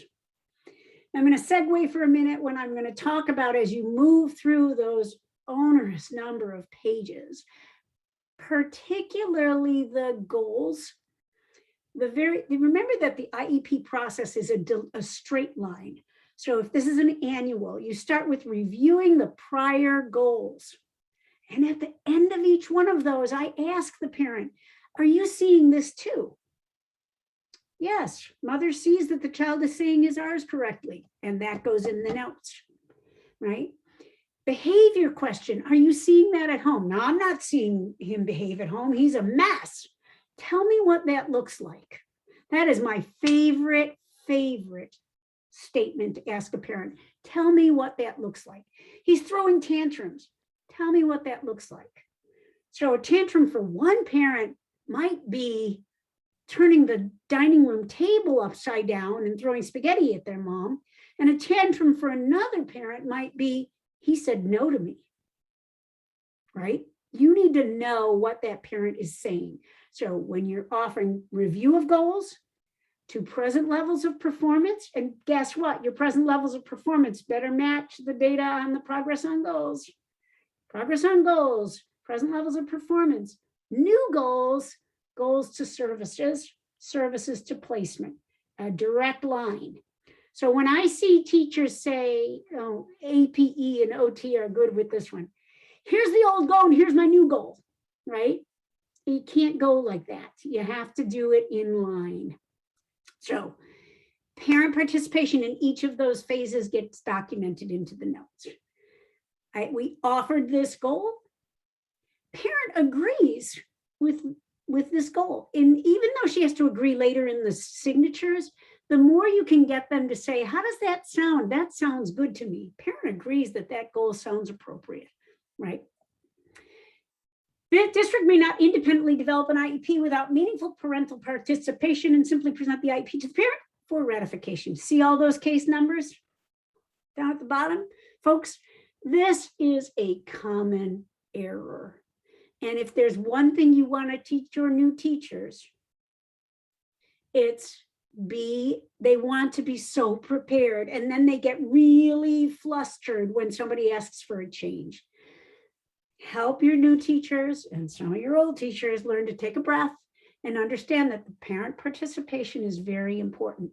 So if you can tweak something a little bit, for instance, I want, this kid's going to read 25 new words with 80% accuracy. And the parent says, I think that's too low. Well, decide if you can go to 85, right? Most of the time we're kind of estimating, we're kind of guessing. So be ready to take that parent's input. But if the parent says, no, I want them to do 100 new words with 100% accuracy, then we have to go back and say, ma'am, your child has mastered 10 words in the past year. So we need to do reasonable calculation on what's necessary. Okay, but document the parents' participation. And if you have to make little tweaks, it's really good to keep the old draft and the new one so that you can see that we did take the parents' perspective into consideration.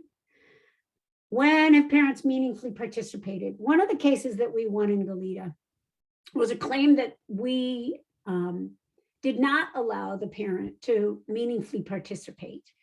And the judge did a really beautiful job in her ruling, basically saying, as she listened to all 16 hours of IEPs, this was an initial that went on and on and on and on and on, like 4 different sessions. And she said, the parent asked questions, the parent got responses, and the district denied requests. Parent doesn't have a right to demand what they want. They just have to be listened to. Parents have meaningfully participated when they are informed of the problems the child's having, they attend the meeting, they've had the opportunity to disagree. That's it, folks. They've had the opportunity to disagree. I often talk about how the IEP team bifurcates. One of my favorite words. You come in and you are one team, right? You're discussing the goals and the progress and the present levels, and then you're offering new goals and you're tweaking those goals. But at that point, the team bifurcates and you have 2 very different roles. The district's role is to offer FAPE, a free, appropriate public education where the child can make meaningful progress in light of who he or she is, or they. The parent's role is to agree or disagree with that offer of FAPE. You have 2 distinctly different things. And so take the district's role, and then we will work on the parent's disagreement if they cannot agree with what the district's offer is. The parent has had the opportunity to request revisions. Again, they don't get to revise it, they get to request revisions. Failure to include parental participation is a significant denial of FAPE. And I can't tell you that enough. It is one of the key problems. I have yet to see a due process filing where they didn't claim the parent was not allowed meaningful participation. How do I document it? Make sure to include the purpose of the meeting on the invitation. Note any questions that they've asked or requests they've made. Mother inquired about Johnny's social skills on the playground. Parents report they have been very happy with his progress. Mother reports that she spends 3 hours per night doing homework with Billy. I'm going to come back to that. While teacher reports that Billy behaves appropriately at school, mother states that he fights with her frequently. Now, what question would I ask that parent after making that statement? Somebody jump in. What does that look like? What does that look like? Right? Tell me what that looks like, Mom. Tell me. And I think the thing that I would add to what Patty said is we really need to work on our listening skills. When I first started in this industry, as soon as somebody started talking, I was formulating my response. And because my mind was working on formulating my response, I really wasn't attending to what they were saying. Sometimes I ended up answering something that wasn't the question they asked. So take your time. It's a real bugaboo for me when people only schedule an hour for an IEP meeting, especially an annual. That's the one time the parent gets to come in and talk to you. So I would say schedule 90 minutes. If it's sooner, less than that, that's great. If I'm in a meeting, you're going to schedule 3 hours, but that's different. Okay. So what does that look like is my favorite question. District needs to respond to the request. 15, 30, 60. I'm going to talk about that. District is required to consider and not necessarily agree with parents' concerns and requests. Make sure that you document that the team discussed it, considered it, the reason the parent feels it's necessary. What does that look like? The district's response and reason for the response. Don't feel rushed to respond on the spot. The district you can say, thank you for bringing that to our attention. We've taken notes on that. We're going to respond to your request within 15 days. Does anybody know what the code in the law is that gives you that those 15 days, what that's called? Prior written notice, 300.503 of the federal code. The district must respond in writing when they are going to deny or do something that a parent has requested, okay? So initiate or deny. So that 15 days is really important. It's important from the time somebody asks for their child to be assessed. Folks, you have 15 days to give them a written response, not 15 days to hold an MTSS meeting or an SST meeting, 15 days till you give a written response. If a parent is in an IEP meeting and says, I want my kid to go into residential placement, you have 15 days to give them a written response. The IEP itself can be prior written notice, right? In fact, again, just one of the districts, I think this was Glendale, they actually write at the beginning of their IEP notes, the notes in this IEP constitute the district's prior written notice. Now, if you need guidance on how to write prior written notice, that's probably another 30-minute separate exercise, and you can ask Jen and I can help you with that. But don't feel rushed. If you don't know the answer or you need to get additional feedback or direction, you have 15 days to give that prior written notice. Is that calendar or school? Thank you, Jared. 15 calendar days, unless you've been out of school more than 5 days, not counting weekends. So if anybody looks at Galita's break schedule, they will notice that the winter holiday is more than 5 days, always. But also the spring break used to be 5 days and is now 6. We either take the Friday or the Monday off. And that was done specifically for this reason, because prior written notice timeline stops when school is out in excess of 5 days. So when the children aren't there. So even if that 6th day was a staff in service, that would stop your timeline. It also stops timeline for assessments, right? Or for a parent's request for an IEP. A parent asks for an IEP meeting, you have to have it within 30 days. Does anyone know what the timeline is for an emergency IEP meeting? Anyone want to guess? 2 points if you get it. There's no such thing as an emergency IEP meeting. Parent asks for an emergency IEP meeting, you're going to meet within 30 days. In fact, I'm going to tell you, you're best to meet around 28 or 29 days because the emergency tends to have dissipated by that point. Okay, so parent requests an additional speech assessment due to concerns in the area of pragmatics. The district will consider the request and respond within 15 days. Parent requests that special ed services be provided after school as they don't want Bobby to miss music. Special education and general ed teachers discussed and agreed upon a time during which Bobby can receive services without missing music. Segue for a minute, folks. Methodologies and strategies are in the purview of the district. That includes when you schedule the child's services. Parent cannot demand that services be after school, at lunch, or violate a teacher's contract. District can agree to those things. I recommend districts not agree to those things, but it is within your purview to schedule these things.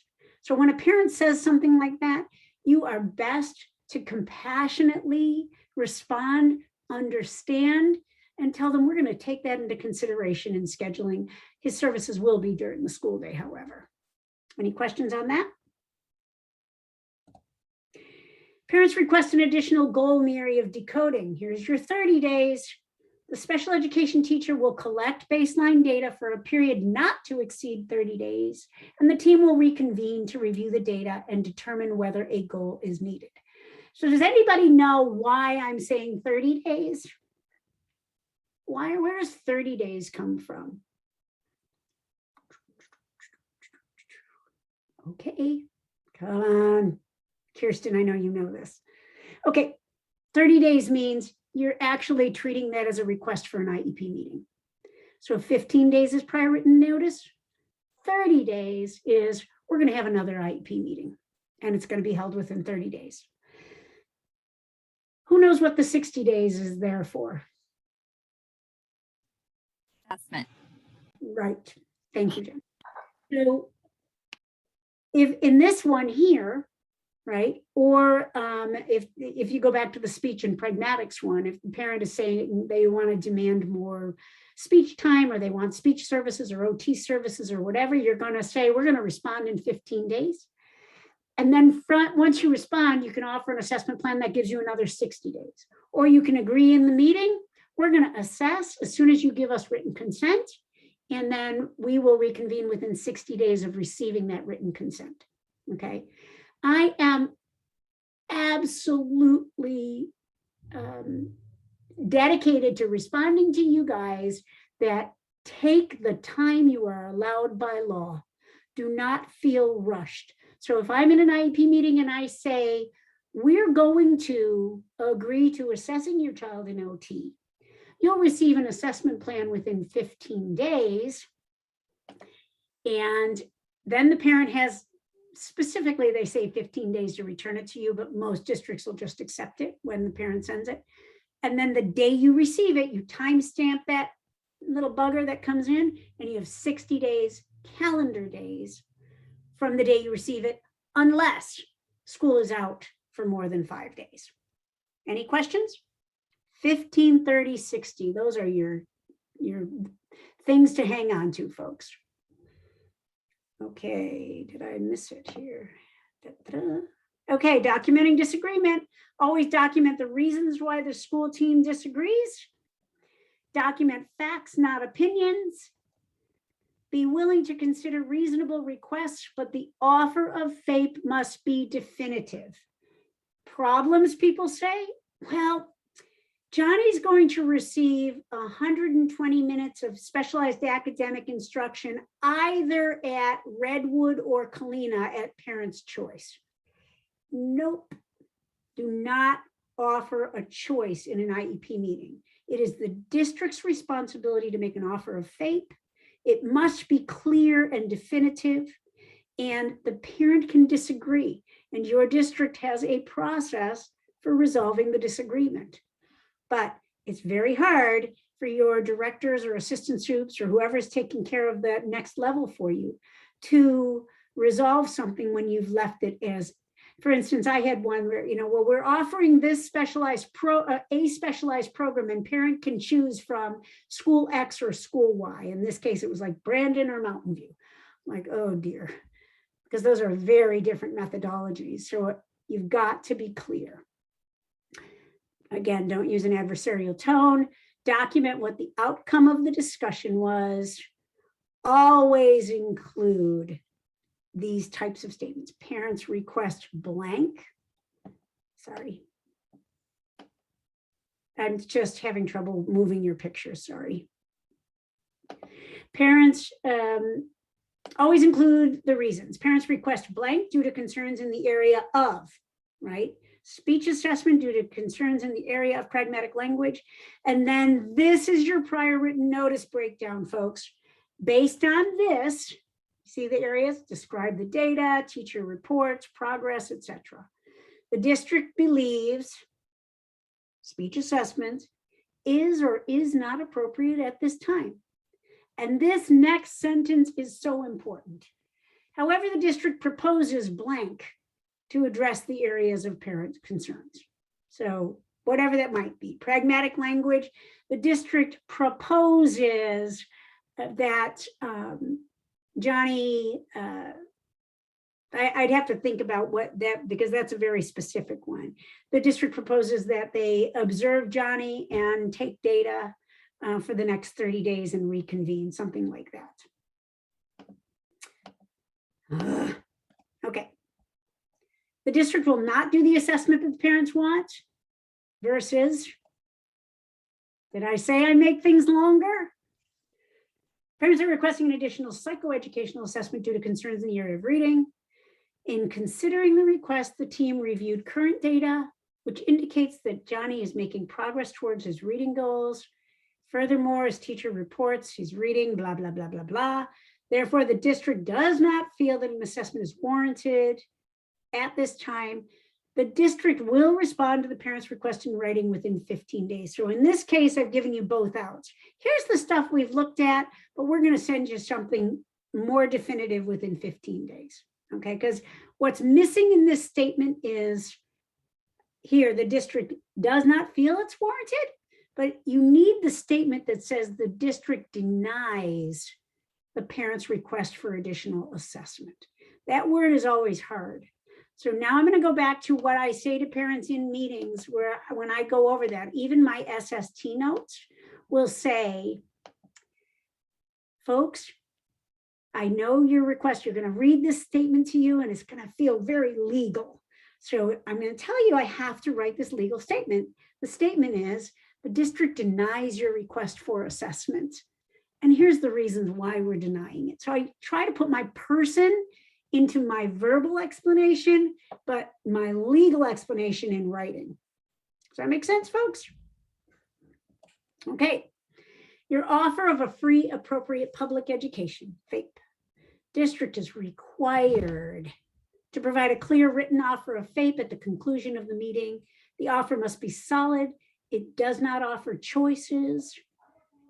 So don't say, folks, I'm just going to walk away from the computer for a second and close the door. So give me 1 second.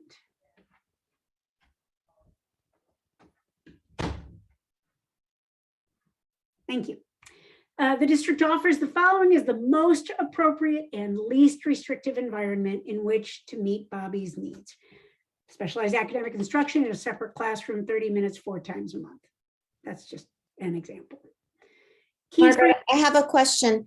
Yes, Pam. If Pam, I'm wondering if the offer of FAPE is already in the IEP, so I'm taking notes. Am I allowed to say in the notes then essentially the offer of FAPE was made, the parents agreed, and that's that? Or do I need to rehash exactly what the offer was? And do you know what I'm saying? So you have to look at what the standard for your district is, but my recommendation is that you reiterate it. Okay. Because look at those IEP documents, it's kind of like all over the place, right? So you can say, they can find it on the district's offer of FAPE page, but what I would write, because it's usually just 2 or 3 things, right? I mean, yes, some that are 10 things, but that's like Patty said, when you start having, 15 goals and, 8 services, that you already know you're in a contentious place. Or the child is so profoundly impaired that, it's just a difficult one. So yes, I usually say the district's offer of FAPE is placement for Juan at X school, where he will receive 120 minutes of specialized academic instruction daily in a, whatever you call it, like in an intensive program, in a mild mod program, in a resource program, in an SDC, whatever your district uses. And will include 30 minutes weekly of occupational therapy and 2 20-minute sessions of speech, right? I mean, just a couple of sentences. Obviously, it's in there. Now, sometimes someone will write something and then the service page is different. He'll have to resolve that when it happens, and it happens frequently. So that's called a Scrivener's error, which means somebody wrote something wrong. So you really have to go back and figure out which one is the correct one. And then you should correct that in writing. Okay. So this phrase, this is an important phrase, designed to meet the child's unique needs, right? It is not designed to make the child meet grade level standards or pass every class or anything else. It's designed to meet the child's unique needs. Parents believe that additional RSP time is needed. However, the school-based team reports that the data collected indicates that the current offer of FAPE is appropriately designed to meet Billy's unique needs in the area of reading. Another great phrase to have in your repertoire, reasonably calculated to enable the child to receive educational benefit. And actually now I would change this to say receive meaningful educational benefit. So add that, and I will add that on the slide, Jennifer. There was a case that came out a couple of years ago where that word was added on a federal level. It's been in the state code for a while. So enable to receive meaningful educational benefit. In other words, it can't just be a little bit of benefit. It has to be meaningful benefit. Parents feel that the reading goal is not high enough. However, the school-based team reports that the goal is based on baseline data and is reasonably calculated to produce educational benefit for Johnny. Okay. Methodology. The district has the right to choose the methodology it uses as long as the methodology is reasonably calculated to provide educational benefit. So there's only one place that I've seen specific methodology. Here's the thing. People will come in and say, I want language for learning. I want my kid to get fast forward. I want my child to have Linda Mood Bell. Has any of you ever had those kinds of things, right? Those are methodologies. Or I want my child to receive his reading in a small group, no more than 3 children. That's a strategy. The law is clear. Methodologies and strategies are within the purview of the district. That's another phrase that you should use. The only cases I've seen that have come up that say that specific methodology is necessary is ABA. We are way past that discussion. Applied behavior analysis, ABA methodologies and strategies are known to be necessary for children with significant autism or even mild autism. So in general, the methodologies parents are asking for are not specifically, I want ABA, because they can request ABA and we should be doing ABA. But that phrase, methodologies and strategies, are within the purview of the district. It's probably one of the few phrases I'm most known for. And how do I say that in a meeting? I just did this the other day and said, I do understand what you're asking for, but that curriculum, it's actually considered a methodology, and methodologies are really in the district's purview. I don't say, too bad, so sad, methodologies are in the purview of the district, right? Tone coming out of my mouth, clear statement in my writing. ESY, another Margaret bugaboo. Okay, this is probably, let me ask you guys, just if you can, anyone wants to jump in for a second, tell me how you determine if a child needs ESY, and Ashley, not you, because I know I've taught you this. So anybody, how do you determine? That's an excellent question to which I do not know the answer. Okay. So here's what I've heard and is the most common mistake about addressing ESY. If the child's in special ed more than half the day, he gets ESY. If the child's in SDC, he gets ESY. If the child's in an intensive program, he gets ESY. Child's in preschool, he gets ESY. That is not the analysis. That is not the analysis. So it's pretty simple. Here we go. It is only required if the student is likely to exhibit significant regression with limited recoupment. Okay, what does that mean? That means that the child, you use breaks like winter break. The child comes back from winter break. It was a 2-week break, and it was like we were back in September, right? So, and it took him 2 months to get back to where he was before winter break. That's significant regression with limited recoupment. The way I tell people to measure this is do not offer ESY for the first year a child's in special ed, because you don't know what that kid's going to regress. You collect data the last month of school, your final progress reports, and then you immediately collect it when he comes back in September or August. And let's say the child was reading, I don't know, 100 words per minute in June, and then he came back reading 90 words per minute in September. And by the 1st of October, he was reading 105 words a minute. So he regressed, but it wasn't significant, and he recouped it in a reasonable period of time. Does anybody know what the kind of standard reasonable period of time is? Is there something that jumps in that you've ever heard? 10 weeks, basically 1 marking period. So that's how you measure it. Where was the child in June? Where was the child in August? Where was the child at the end of the first marking period, 10, 12 weeks? That's how you can tell, did they regress to such a level they couldn't recoup it in a reasonable period of time? In general, most kids regress some and then pick it back up pretty quickly, okay? So ESY was meant for kids with really substantial needs. That doesn't mean your district can't offer other summer programs, but in the IEP, it's required. There's also one other reason for extended school year, and that is very common with preschool children and profoundly impaired kids, and that's when we see an emergent skill. So the child, I've been working on this little skill with this child for 4 months, and parents have been working on it for 4 months, and we know that it's emerging. We will offer that kid ESY under the emergent skills. Now, let's face it, folks, every kid is emerging in something, so it has to be significant, right? But it is most common in preschool. Any questions about ESY? By the way, this isn't beer or wine, it's grapefruit juice. Okay. Based on Billy's present levels of performance, the district does not believe that ESY is required in order to prevent regression with limited recoupment.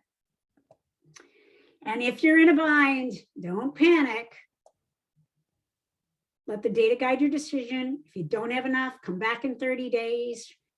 If you're unsure, tell the parents the district will respond, PWN 15 days. Complete as much of the IEP as possible. Consider stopping and reconvening with a district administrator present if you need to, okay? Or if you need 30 days to collect or whatever, buy yourself a little bit of time. Okay, now quick fire. I'm gonna stop sharing. How do I do that? And now I can see everybody. And Gina Danley, I love your emoji or whatever that's called, your icon. Okay, any questions for me? And it can be on any topic. Unmute yourselves.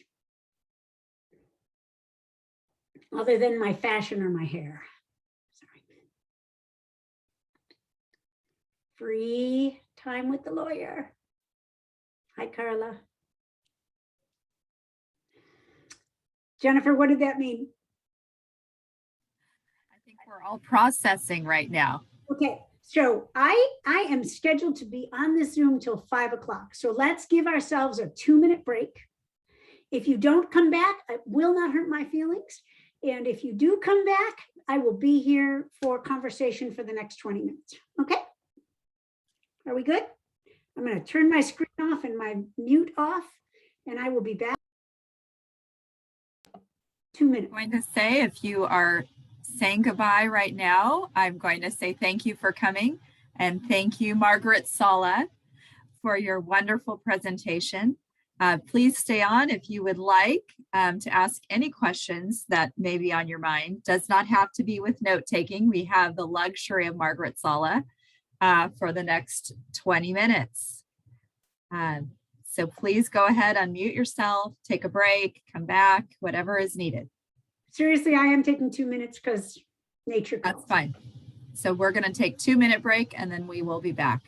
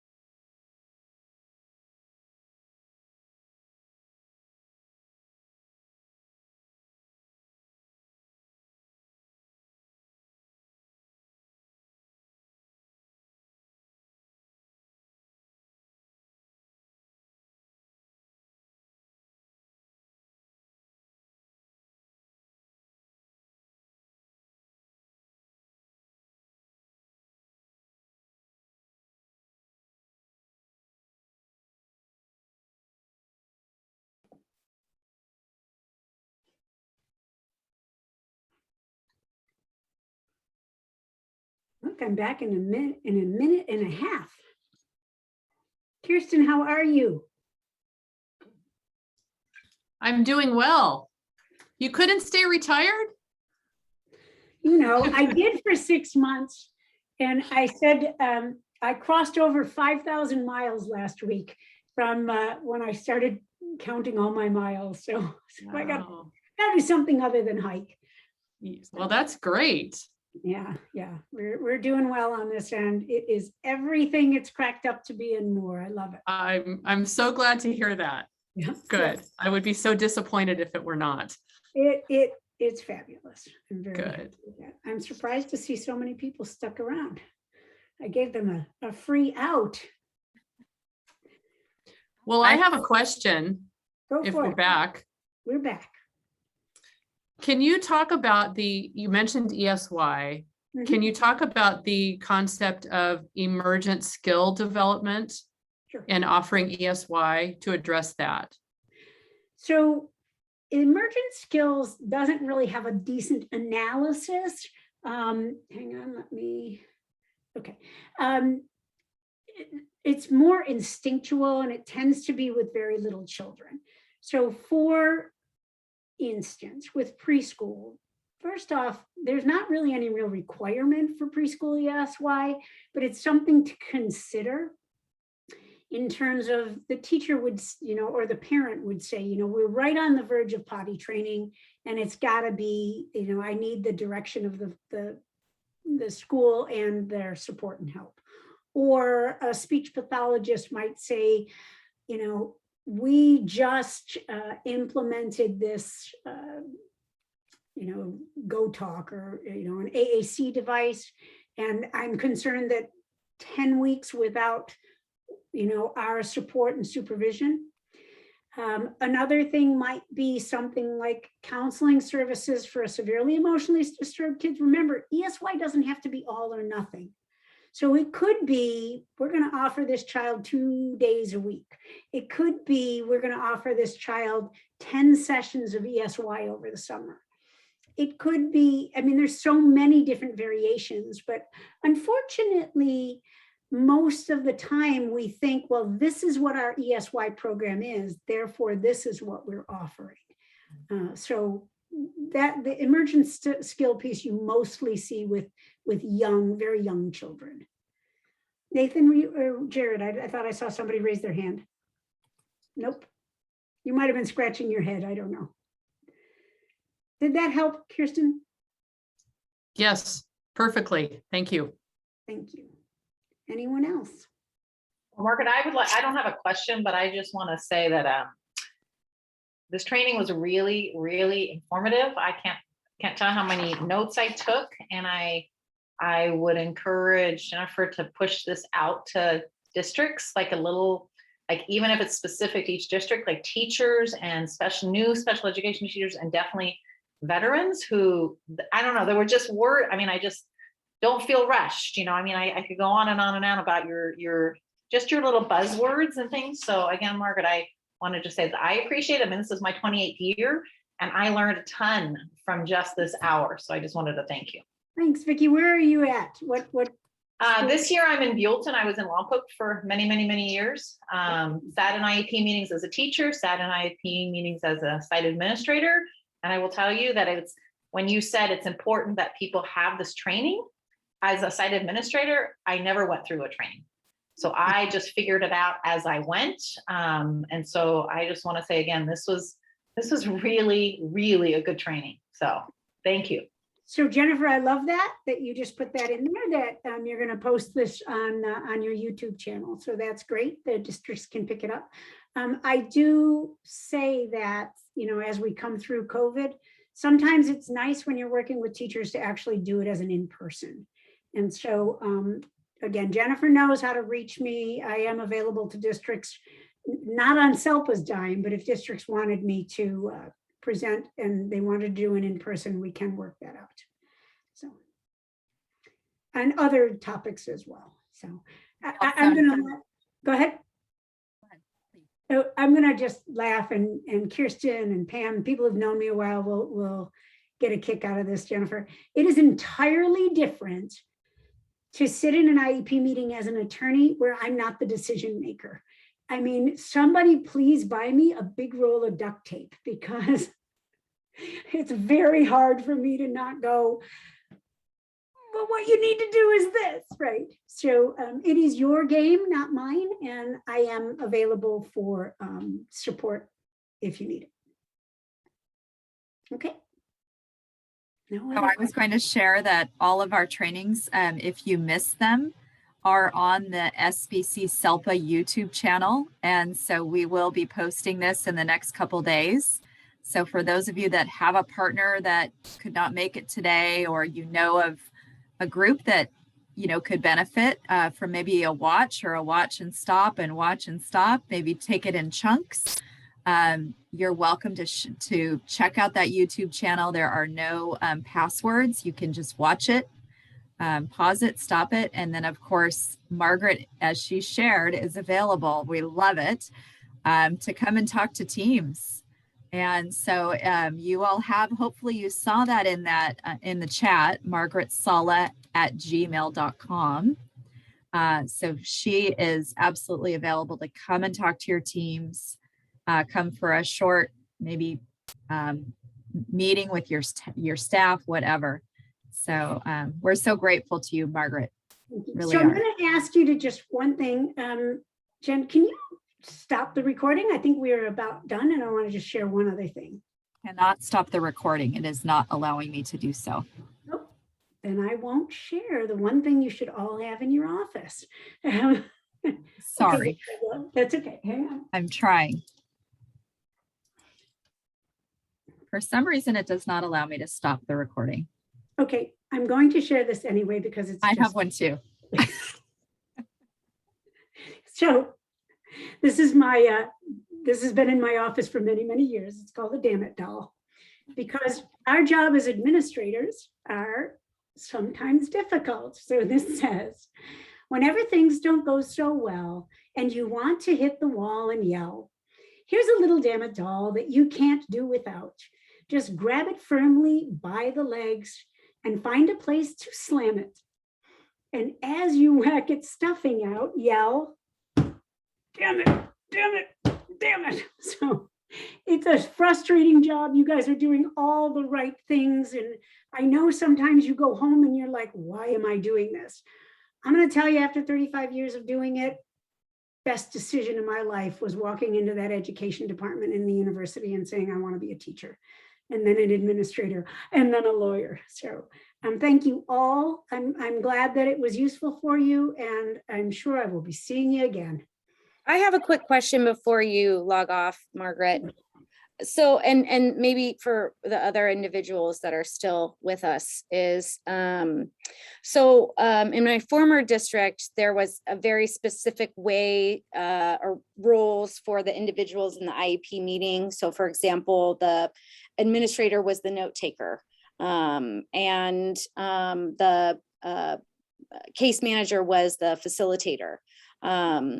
In my current district, those roles are not well established. And so it seems like each case manager kind of goes about their meetings the same way. And what I've noticed is, as a result of that, the notes in our IEPs don't always get done, and it's caused issues. Like, you know, the parent will say, I've asked for this a couple of times. So in terms of like, is there like a requirement, or is it up to the school district to decide who does what? Or so here's the requirements in the law, both federal and state.